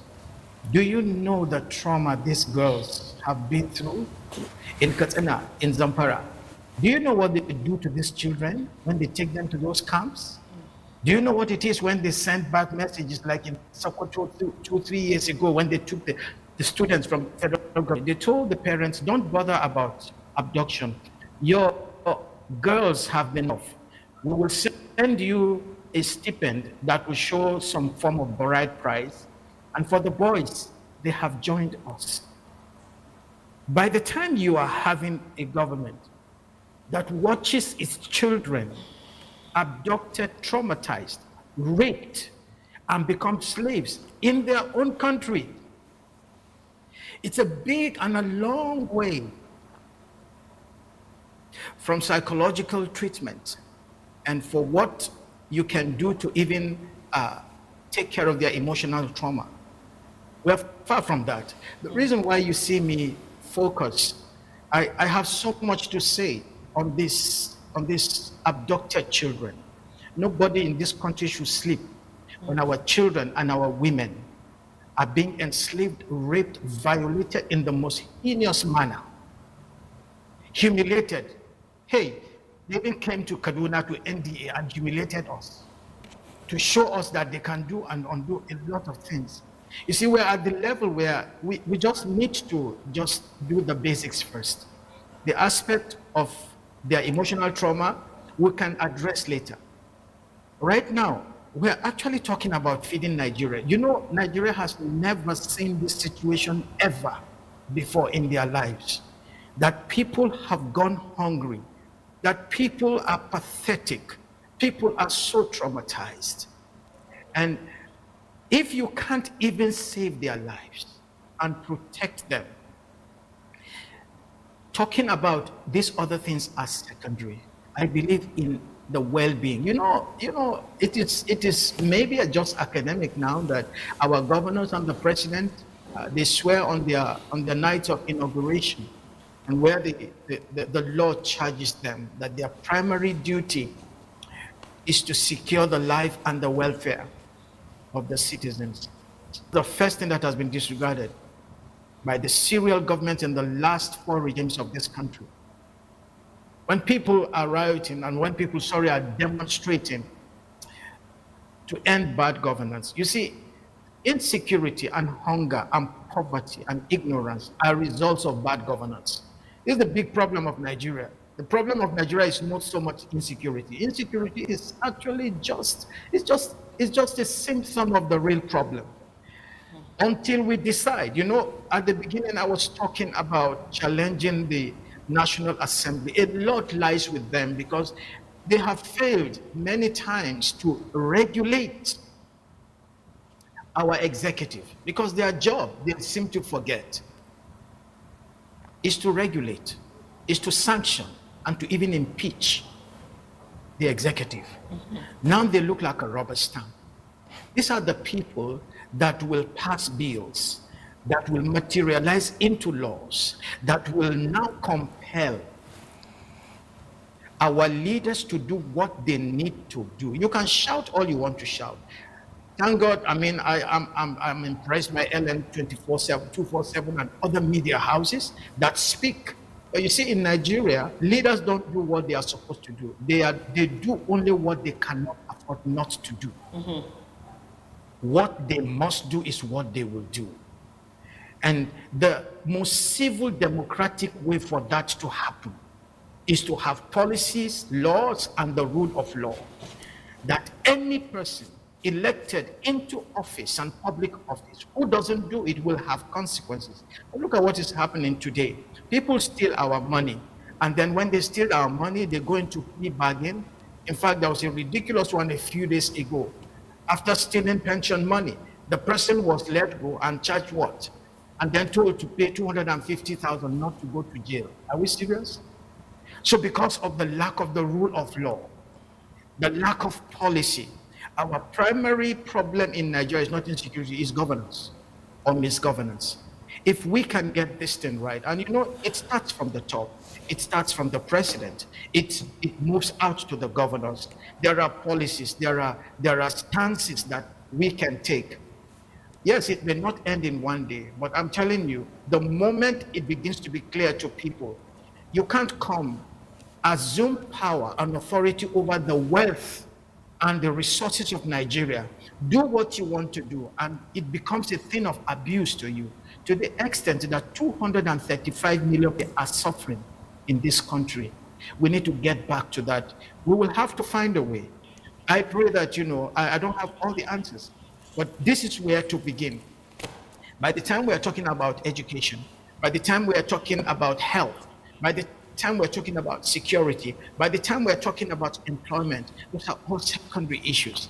The first thing we need to address is the responsibility of those we call leaders, from the ward level to the local government, to the state governor, to the president, to the national and the state legislators.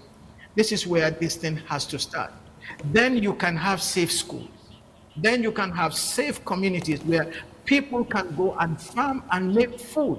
We have more than enough capacity to feed the whole of West Africa twice over. Benue State alone and Nasarawa State and Kano State can feed Nigeria comfortably. The whole of Nigeria can feed West Africa without any problem. What we see is a failure of governance more than anything else. Well, thank you very much, Reverend Polycarp, for your contribution. You know, this is one topic, especially when it pertains to children, education. It's a heavy burden on my heart. And then to see that our leaders who should, you know, I mean, like you said it, when they take their oath, they pledge, you know, promise, swear, you know, to protect lives and properties of every Nigerian, be it a child, be it an adult, a male or a female, the pledge to protect Nigerians. But unfortunately, we have not have that reality, as it were, coming from all the years where we've had Boko Haram, you know, turn schools, students to soft targets. And it's unfortunate that we are still having this conversation from that time, 2014 till date. We are still talking about this. And then most worrisome is to think that people have to resort to self-help, you know, to ensure their security. And unfortunately, that self-help has become the very scorpion that is biting back at them. Is just so sad. And, you know, it's a heavy dinner, you know, food for thought for everyone Nigerian. Like you said, when children are kidnapped, nobody should sleep. I mean, every one person should be concerned and should be involved as to how, to bring those children back and secure our territories and our lives and properties as it were. So thank you very much for your contribution, your insights this morning. I'd like to go to Mohammed right now. I mean, some things that you have said. Okay, right. So Mohammed is out. Now I want to ask you, Reverend, until we get Mohammed back. You talked about the Lakurawas. So a lot of people don't even know that Lakurawas have been around, and then the fact that they were actually invited. They didn't come themselves. They were brought into the territory by people who felt that the government had failed them. Now I want to ask you, how can local communities be better empowered to protect themselves? That's talking about the schools, talking about famine, talking about their people, girls, women, even the boys. What role can local vigilante groups and community leaders, play in ensuring that schools are safe, the whole environment is safe for people to inhabit? I would, a few years ago, I had reason maybe in 2014, 2015, I made a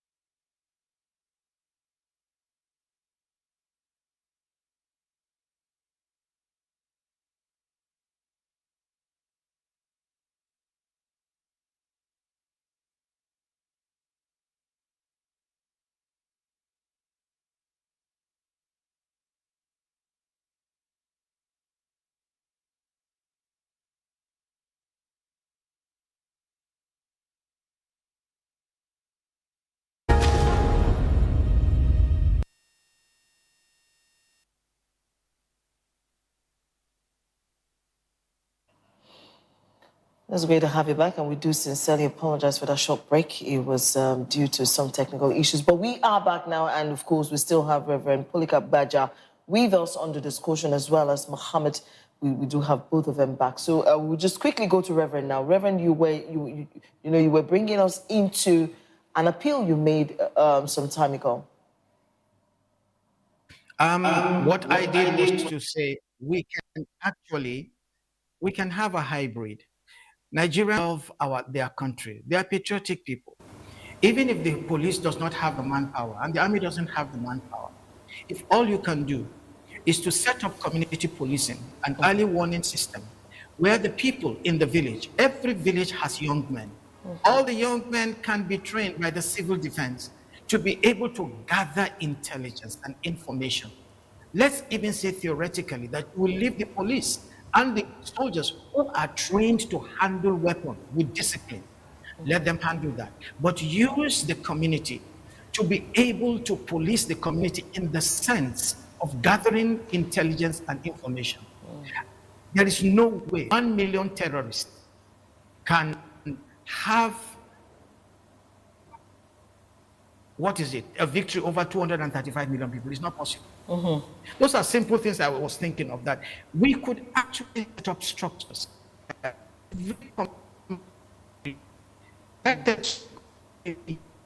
all 104 local governments, even with this given number of what we have as security operatives, this government and any government can deploy the community and make them part of the security. And of course, it is not rocket science. Indeed. We can do this. In 6 months, we can secure our country. Indeed. I know it is possible. Thank you Many very other much. countries who don't have 1/10 of our wealth, they do better. I've been to Rwanda. I was in Rwanda in 2009. I mean, you can walk Rwanda at 2 a.m. and you have no fear of anything. It's the country where 1 million people were killed. But today is the most secure country in Africa. They don't have 1/100th of our money. No, they don't even have 1,000th of our wealth. And yet it's the most secure place in Africa today. Security is not an impossibility. I'm here to say that we can do this. We can take care of our people. This whole mess can stop. Indeed. It's just a problem leadership. And I think that if we have the will, and by the way, I am one that believes strongly on the quality of our military and our intelligence unit. Somehow, their coordination has not been made what it be. Anytime you send Nigerian policemen, the Nigerian army, to any country in the world, they have never been less than the first and the best 3 in any operation on security in the world, which means we have a problem with our leadership. And I think, and you can see, when you give them a slight little bit of a push, you can see what can happen. Indeed. Like we are seeing, it is way overdue. So I believe that this country, we can stop this thing in months, not even years. I know people come theoretically to say that it will never stop in the next 20 years. That's balderdash. Yes. This country has the people and has the wealth that will stop this entire nonsense in 6 months. Indeed. I agree with you, Reverend. I agree. Our farmers will return to work. Indeed. There will be no hunger in this country. This country has the best land. All 7 vegetation zones in Africa are found in Nigeria. So you can do everything from fishing in the south to date palms in Sokoto State and Kebbi. I schooled in Sokoto, and I can tell you for a fact that the West country cannot even be put properly, the way that will let us understand that, hey, every Nigerian can be a multimillionaire. All 235 million, of course. Well, So thank I'm you here very to much. say- Thank you very much, Reverend Polycarp Gbaja, for your. I wish we had more time, for this discussion, because it's a conversation that will not end here. It's never ended. We need to keep talking so that our leaders will hear us. But unfortunately, this is what time affords us to do at this time. But thank you so much for your wealth of insight that you brought in on the conversation today. I do appreciate all that you have said, and we do hope that our leaders are listening to every one word that we have said, both what we have said and what we have not said in what we have said. We do hope that they are listening and would put to action everything that we've discussed this morning. I also want to say a very big thank you, of course, to Mohammed Abdullahi Mohammed, who is the convener, North Central Stakeholders Forum, Board of Trustees Chairman, Legacy Global Development and Empowerment Center in Abuja. Thank you so much for your contribution. Of course, it's very clear that while challenges remain, there are actionable steps that can be taken to secure our schools, our environment, so people can go back to their lives, farmers go back to their farms. And of course, we do hope that this discussion will spark further dialogue and, of course, more importantly, action, action to the dialogue that we have put out there. But that's our front burner conversation today. We must go for another quick break and return with some news updates. Stay with us.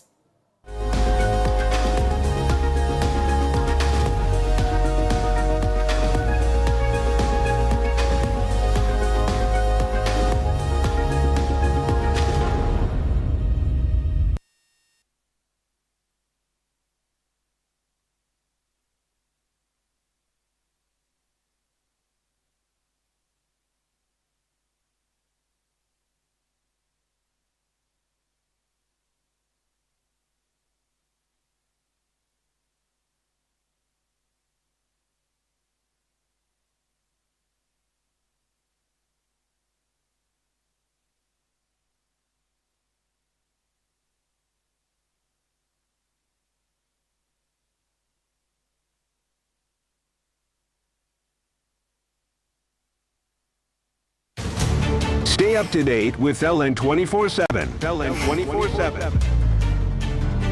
With news, politics, business, sports, and more on LN 24/7.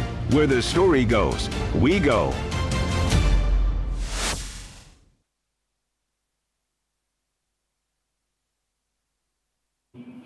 Well, it's great to have you back. We start with the news now. G20 leaders at a summit in Brazil Monday have tried to reignite deadlocked climate talks and overcome their differences in Middle East and Ukraine wars ahead of Donald Trump's return to the United States White House. U.S. President Joe Biden is attending his last summit of the world's leading economies. Brazil's left-wing president Luiz Inácio Lula da Silva is using his hosting duties to promote issues close to his heart, including fighting hunger and climate change and taxing the super rich. But the wars which have bitterly divided G20 members are also set to feature prominently in the discussions. Brazilian Foreign Minister source said Monday that some countries wanted to renegotiate a draft summit communique. Biden's decision Sunday to allow Ukraine to use some long-range U.S. missiles to strike targets inside Russia, a major policy shift, could promote European allies to also review their stance. And from there, we go to Niger State now, where the state's command of the Niger Security and Civil Defense Corps has pledged to continue safeguarding all the critical national assets against vandals, especially power transmission lines, for Nigerians to keep enjoying power supply. A commandant of the Corps, Adamu Kambra, who pledged while parading 4 suspects for vandalizing 12 streetlights at the Tafa Diko area of Tafa local government area of the state, warned vandals to relocate from the state. Niger State houses 4 hydroelectric power dams and contributes to the national grid. Due to the recent wave of attacks on the transmission line by vandals in the northwest and northeast, putting millions of Nigerians into darkness, the commandant of the Niger State Command of the Nigeria Security and Civil Defense Corps, Adamu Kambra, says it has enhanced its surveillance to secure the critical national assets in Niger State. While urging vandals to relocate from the state, Commandant Kambra warned that it is not going to be business as usual. Niger State houses 4 hydroelectric power dams and contributes to the national grid. Due to the recent wave of attacks on the transmission lines by vandals in the northwest and northeast, putting millions of Nigerians into darkness, the commandant of the Niger State Command of the Nigeria Security and Civil Defense Corps, Adamu Kambra, says it has enhanced its surveillance to secure the critical national assets in the state. I've spread my tentacles in every local government, every corner in this Niger State, especially the metropole here, to make sure to make sure that things will come to the limited level. If you look at the recent arrest I made, it's not in Mina, it's not in Paiko, it's not in Boso. You look at, see the distance between Mina and Diko and Tafa to tell you that we are not only working in Mina, we have spread our tentacles to everywhere in Niger State to make sure we minimize the criminalities, especially in the aspect of protecting critical national assets of the country. In furtherance to the determination, the command says it has succeeded in arresting 4 suspected streetlight vandals with 12 pieces of the exhibits at Tafa to Diko area by a anti-vandal team. They are between the ages of 19 and 40 and are from Katsina and Kano states respectively. Those we are pursuing now to see my investigation team.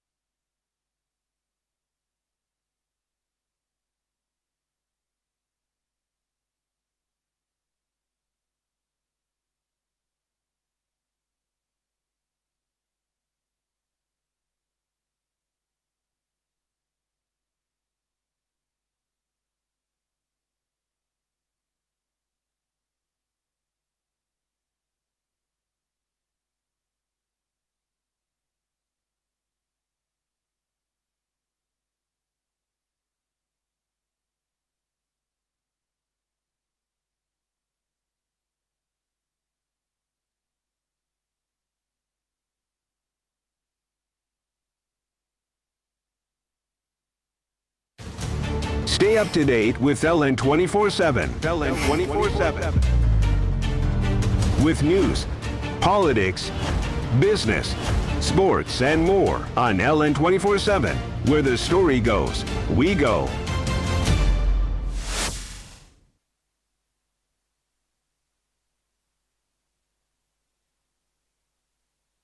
So that's what we are still trying to investigate and get them. While urging vandals to relocate from the state, Commandant Kambra warned that it is not going to be business as usual.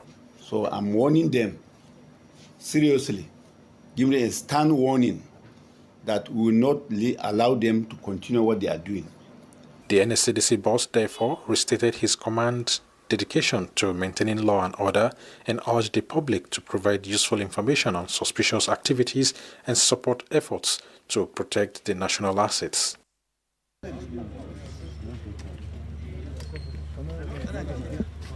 Well, in other news, Nigeria's Minister of Education, Olatunji Alausa, has reaffirmed the government's commitment to fostering innovation, research, and skills development as critical tools for addressing Nigeria's economic and developmental challenges. While speaking during a press briefing ahead of the maiden TEDFund National Research Fair and Exhibition on Sunday at Eagle Square in Abuja, Nigeria's capital, Alausa said the initiative is to stress the government's resolve in harnessing the potential of local research and innovation to create jobs for Nigerians, especially the youth. The exhibition themed Technologies for Massive Generation of Jobs and Wealth Creation for Young Nigerians is scheduled to run from 18 to 22nd November 2024. Acknowledging the disconnect between research outputs and market application, the minister outlined measures to bridge the gap. He stressed the importance of engaging entrepreneurs to monetize research findings, fostering collaboration among stakeholders to create value chains that benefit Nigerians. And from Nigeria, we go to the United States now, where President Joe Biden has cleared Kyiv to use long-range American missiles against military targets inside Russia, prompting the Kremlin to accuse Biden on Monday of escalating the war in Ukraine. Now, this comes as Moscow unleashed a second missile attack in as many days on the UNESCO-protected Ukrainian city of Odessa in the Black Sea that left 10 dead and more than 40 wounded. Ukraine had been asking for permission to use these weapons since the beginning of the war and never got them due to escalation. Now, many analysts have said it is rather late and asked questions like crossing the red line with Russia. Why now? However, Putin has warned the West that he considers the move as a major escalation in the conflict. And French and German farmers rolled their tractors onto the Pont de l'Europe bridge, which links the two countries. Now, as part of a new wave of action to protest the adoption of a trade pact between the European Union and 4 South American countries, they feared would threaten their livelihoods. Now, the EU and 4 Mercosur members, Argentina, Brazil, Paraguay, and Uruguay, are pushing to conclude long-running trade negotiations by the end of the year 2024. And Monday's protests were the biggest since French farmers held weeks of large-scale demonstrations last winter over cheaper imports, burdensome regulations, and meager incomes. The protests were mostly peaceful on Monday, but tractors briefly blocked part of a highway near Paris in the morning, as dumped manure in front of government buildings. Well, that's it on News Update for this time. For more news updates, stay with LN 24/7 for our subsequent news bulletins, which is at the top of 12, 3, 6, and 9. And, of course, all the LN 24/7 platforms, especially our content hub at www.ln247.news. But now the morning show continues. Stay with us. Stay up to date with LN 24/7. LN 24/7. With news, politics, business, sports, and more on LN 24/7. Where the story goes, we go.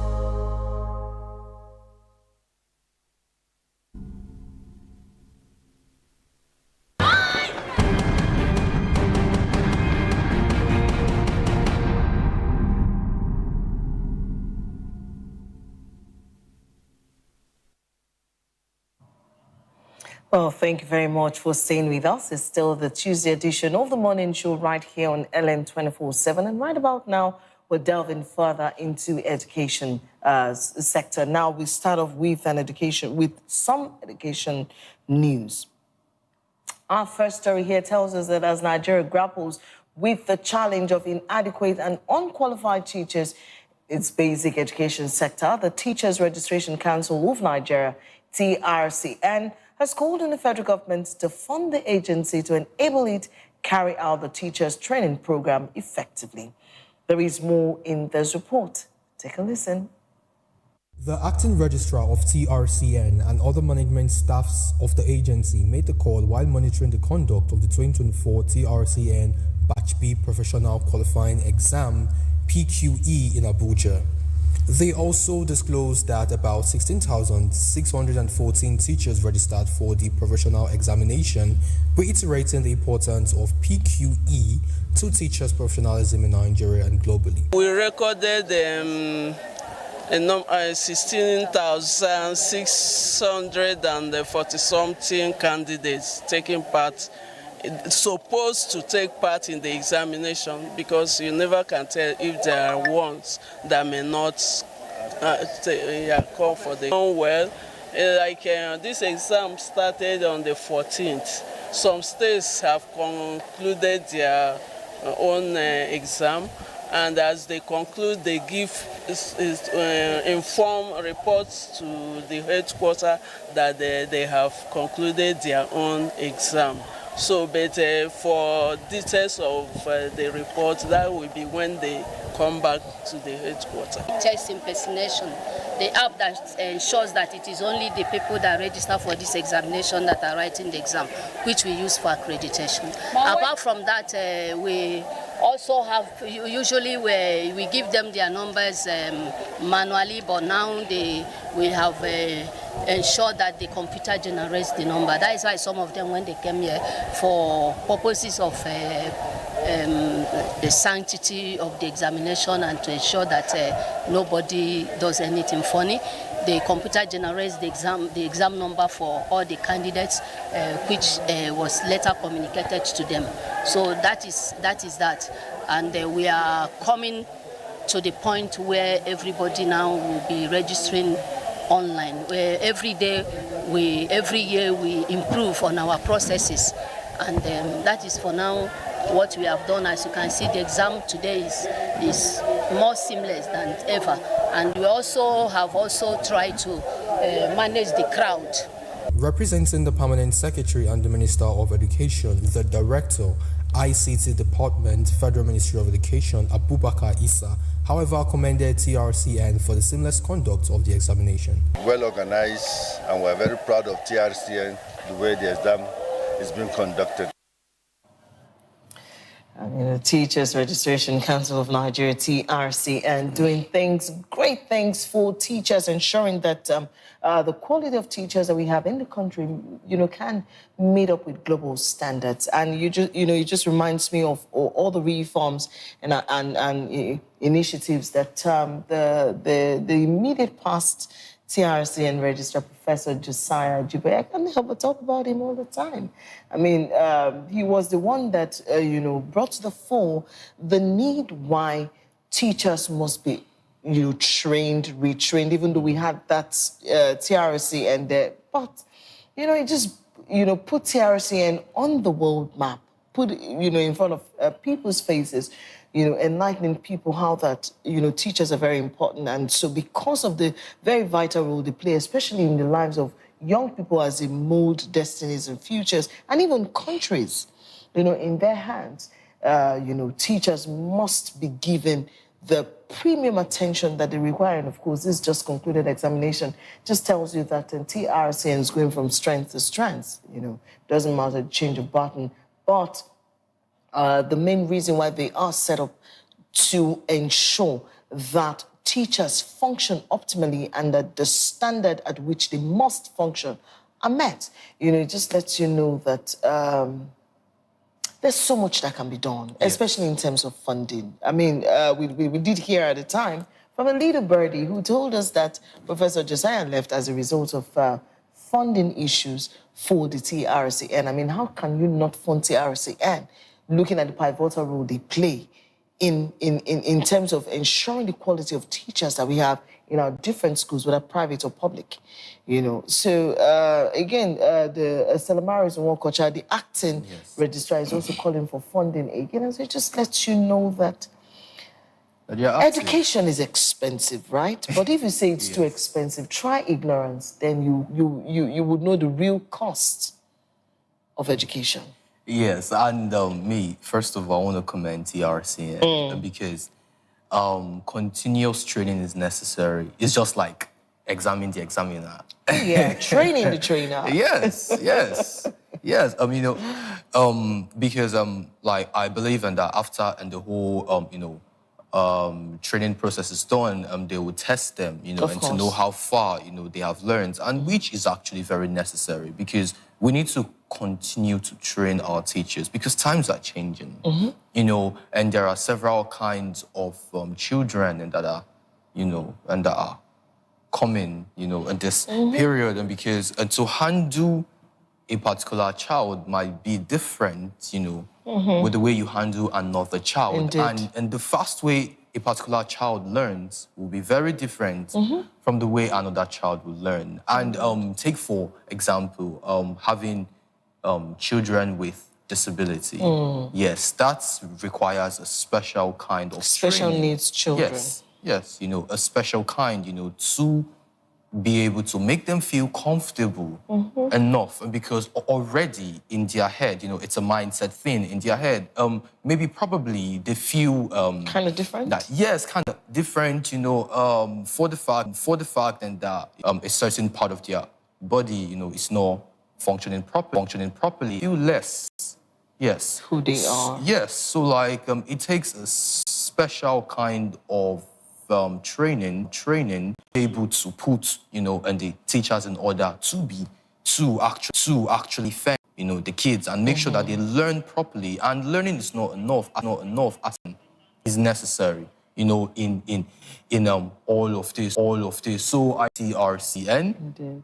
And for the fact that you're calling for funding, it is necessary. It is just to let you know that funding is money is important. You know, it is. I totally agree. I mean, when it comes to getting value, you cannot take away the place of money. Money makes things easy, right? It just makes things move fast, move effectively, and function a lot of problems adequately. Now, talking about special needs children, we do have a report. I mean, mental health educationist education advocate has called on government at all levels to establish more counseling units and integrate creative therapy, such as coloring, painting, creative therapy into school curriculums to address the needs of children with special abilities and Down syndrome.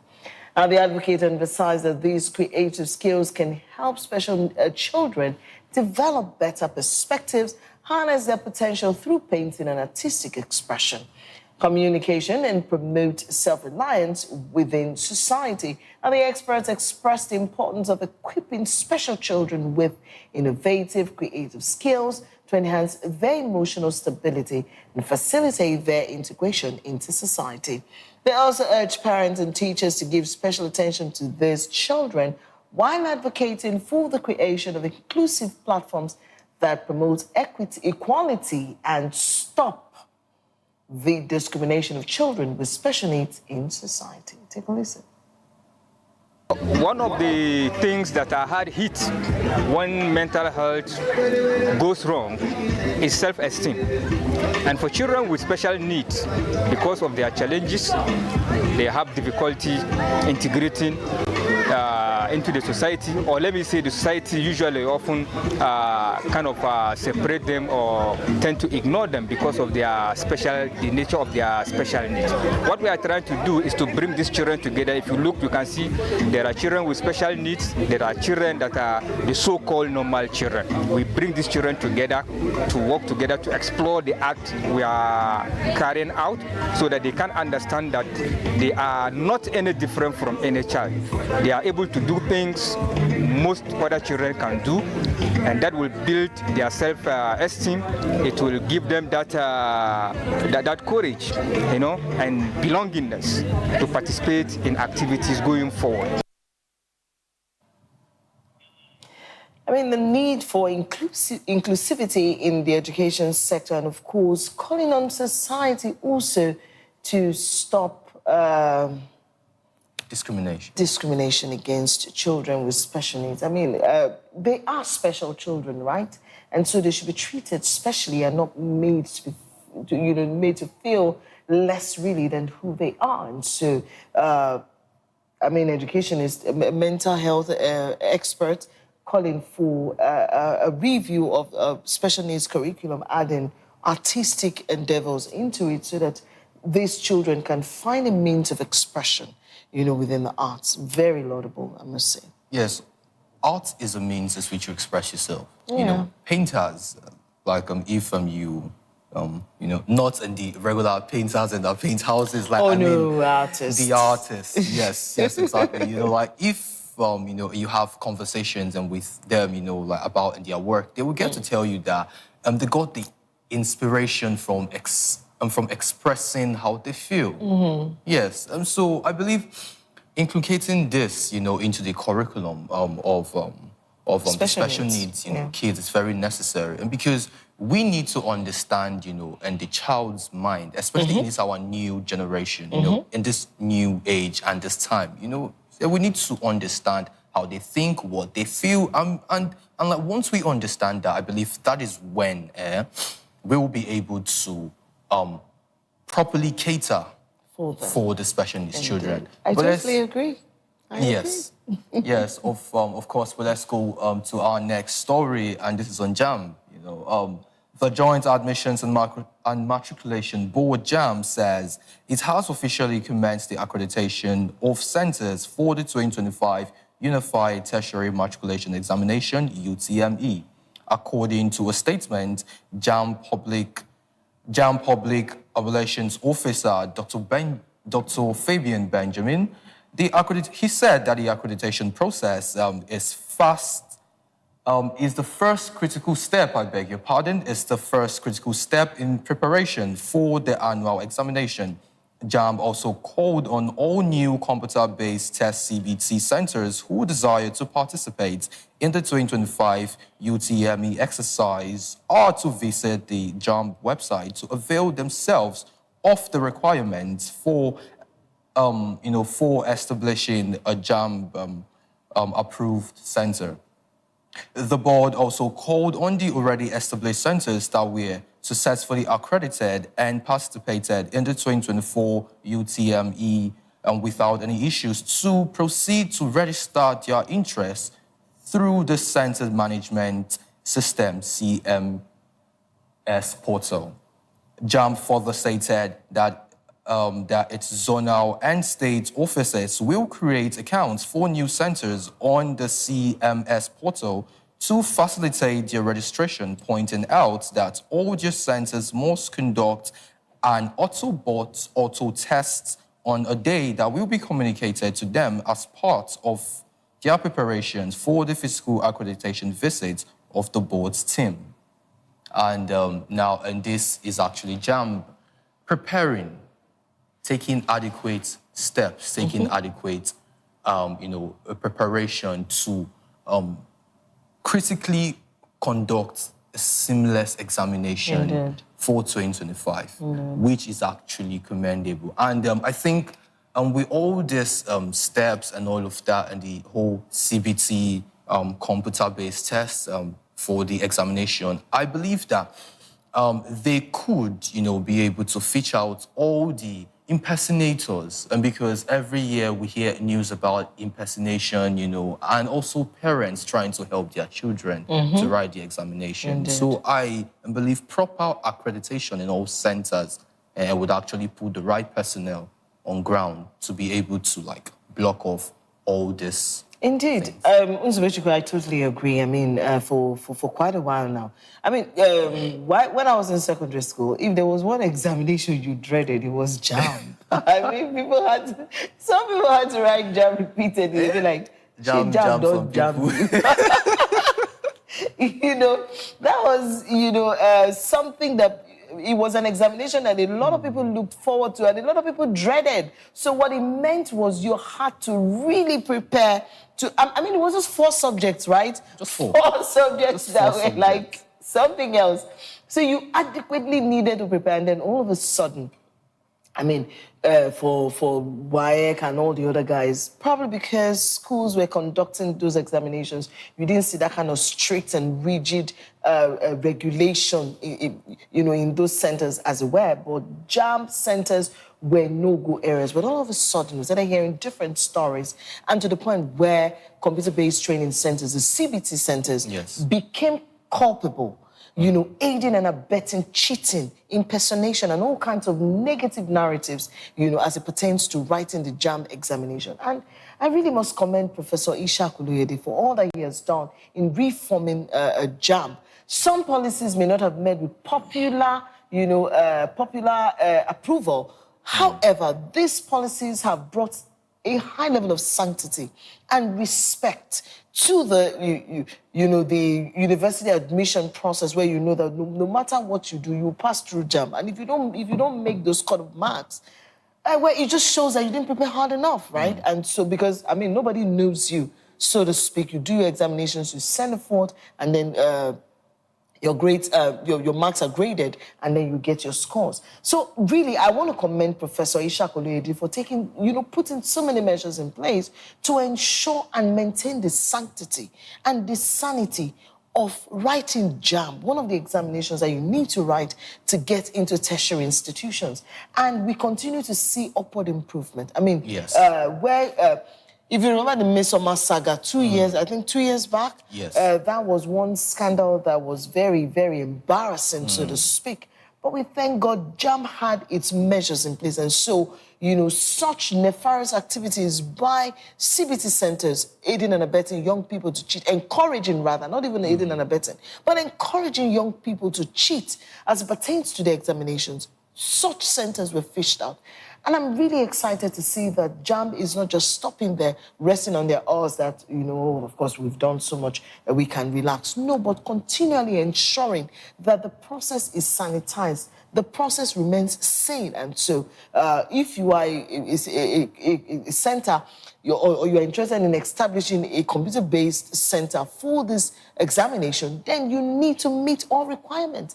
And then, of course, go to the JAMB website. The requirements are there. If you meet it and you are ready to abide by JAMB standards, then you can be accredited. But if not, right, then you have no business there. I just think that parents should also try to support JAMB. The different education agencies should, continue to support them. And also, I call on different examination bodies to emulate some of the things that JAMB is doing to bring back sanity and sanctity and respect to the quality of certifications, that they give to students. Yes, and I am still calling on the JAMB boss and to find a way to maintain standardization, in JAMB. I still have a personal problem with the fact that the cut-off mark have been brought down. Oh, yeah. However, so JAMB's cut-off mark, sorry to cut you, Nzubechiku. JAMB cut-off mark is sort of like an advisory, because you find that people still write post-UTME. That's on the one hand. Then universities also peg their cut-off mark across different departments. I mean, for some schools you find, they say medicine is 240, engineering is 230, XYZ is 270. So while JAMB gives those marks as advisory, the universities still have their cut-off marks into the different courses of study, the different career path, that students must meet, to get into those departments. But even with that, maintaining the standard, I believe, should be on the front burner. Because take, for example now, JAMB is over, not an example, it's a reality. JAMB is over 400. Yes, and now half to get a pass is 200. Anything lower than that, you are getting a D or an E or even an F. And if it's 140 is an outright F. Okay. 140 is an outright F. Okay. I if we are also going by standards. I also at the point had you know, a bit of a challenge with that. You know, why even drop the standard? Why? Not just remain there? If you say what you give out as an advisory, then let the schools peg. You know, the cut-off mark at whatever entry points, you know, that they want to peg it. Because when you do that, anyone can argue to say, oh, I mean, Jam told me that, I mean, if I score 140, then I'm eligible, you know, to go sit for any post UTME. However, the university, you know, the universities are telling me differently. But I do agree with you. There should be a unification between Jam cut-off mark and the universities. So it is clear there are no gray areas, you know, when it comes to what grades you need, you know, to get to before you can aspire, you know, to get into universities. Again, it brings to mind the quota system that we have in the country, where you find that some parts of the country they just need you know, certain cut-off points to, you know, be able to get into school, and then the other part of the country is higher. These are things that we also need to look at. Some people have said quota system is a scam. However, being that as it's been, that's not the conversation we're having today, Well, that's not our conversation today. Well, our conversation I today is on JAM. It's on JAM and preparing for 2025 UTME accreditation. Yes. So let us move on to our next story. Right. For today, it says that the federal government has reiterated its commitment to deploy research and innovation tools to generate and create wealth for the socio-economic transformation and development in Nigeria. The Minister of Education, our new minister, Dr. Murufu Tunji Alausa, reiterated the government's commitment while inspecting TEDFund's National Research Fair Exhibition Arena, which commenced yesterday, which was 18th of November 2024. Take a listen. His renewed hope agenda will be implemented based on local research and technology outputs, because nowhere in this world can economic growth be achieved without the full use of output of research. Okay, we need to go out of that report, and we do hope that we can amend that that boundary report before we can take it as an error. We can afford to have an error on air, and so we can't track up that report. However, it's talking about the innovation fair, which is currently ongoing in Abuja, you know, TEDFund Innovation and Research Fair that's currently ongoing. And it just brings to mind, you know, when such events happen, it tells you how creative Nigerians are, how innovative we are as a people, and how much, you know, it puts the burden on government, it puts the burden on organizations and people, how that we must, you know, appreciate what we have back home in terms of innovation, in terms of technology, in terms of creativity. It brings to mind when we had the late Ogbonnaya Onu as Minister of I've forgotten his portfolio now, but then, of course, I think it was technology. He was the Minister of Science and Technology, Ogbonnaya Onu, the late Ogbonnaya Onu. May God rest his soul. I do recall when we had him, you know, repeatedly, he would have fairs where people, even the military fairs, you know, TEDFund fairs and all of that, where people came to showcase creativity, innovation, you know, as it were. And it just lets us know that there's so much. We can actually become a manufacturing hub right here in Africa. So it puts the burden on our leaders. What are we doing? We have what it takes. We have the brains, we have the people, we have the resources, we have what it takes to become a manufacturing giant. Why are we not getting into it? We have the brains, we have the people, we have basically everything. But I believe what we might not have is the will. You know, I'm beginning to detest that word. What is political will? How do you, as a person, not have a will to, become? Because if you look at it critically, there are so many innovations and that are going on. Because research drives development. Without research, without innovation, there is no development. What you're experiencing is a stagnancy or backwardness in the nation. Indeed. So now, this is actually very commendable, and because now they are planning to deploy all these research tools and turn it into resourceful, like avenue of making money. Indeed. Which that should be the end result. Research should not just be done, documented, and just shelved. It's meant to be transformed into what you spent money. There is a lot of money. You spend money to get money. Indeed. Yes. And so, well, right here, we're just saying beyond government, organizations, companies, industries, right, and sectors, really, get on board with this research and innovation fairs. Whatever you think, is being showcased at any given point, and you know that you can improve upon. Get on board, get into it. We can't leave everything for government to do, much as, that's still, a debate, that's still out, the jury is still out on that debate. But I'm just saying that, as people, instead of always outsourcing, we're looking outward, we're going abroad, we're looking to import.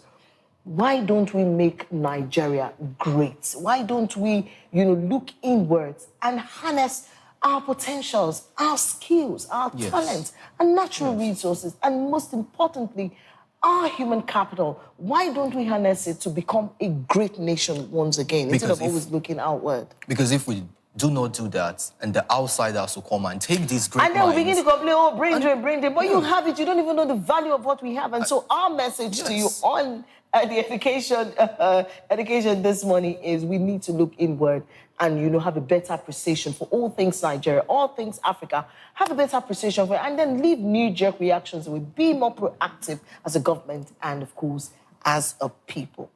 We have come full cycle on the morning show. I borrowed that phrase from Zoe. Yeah.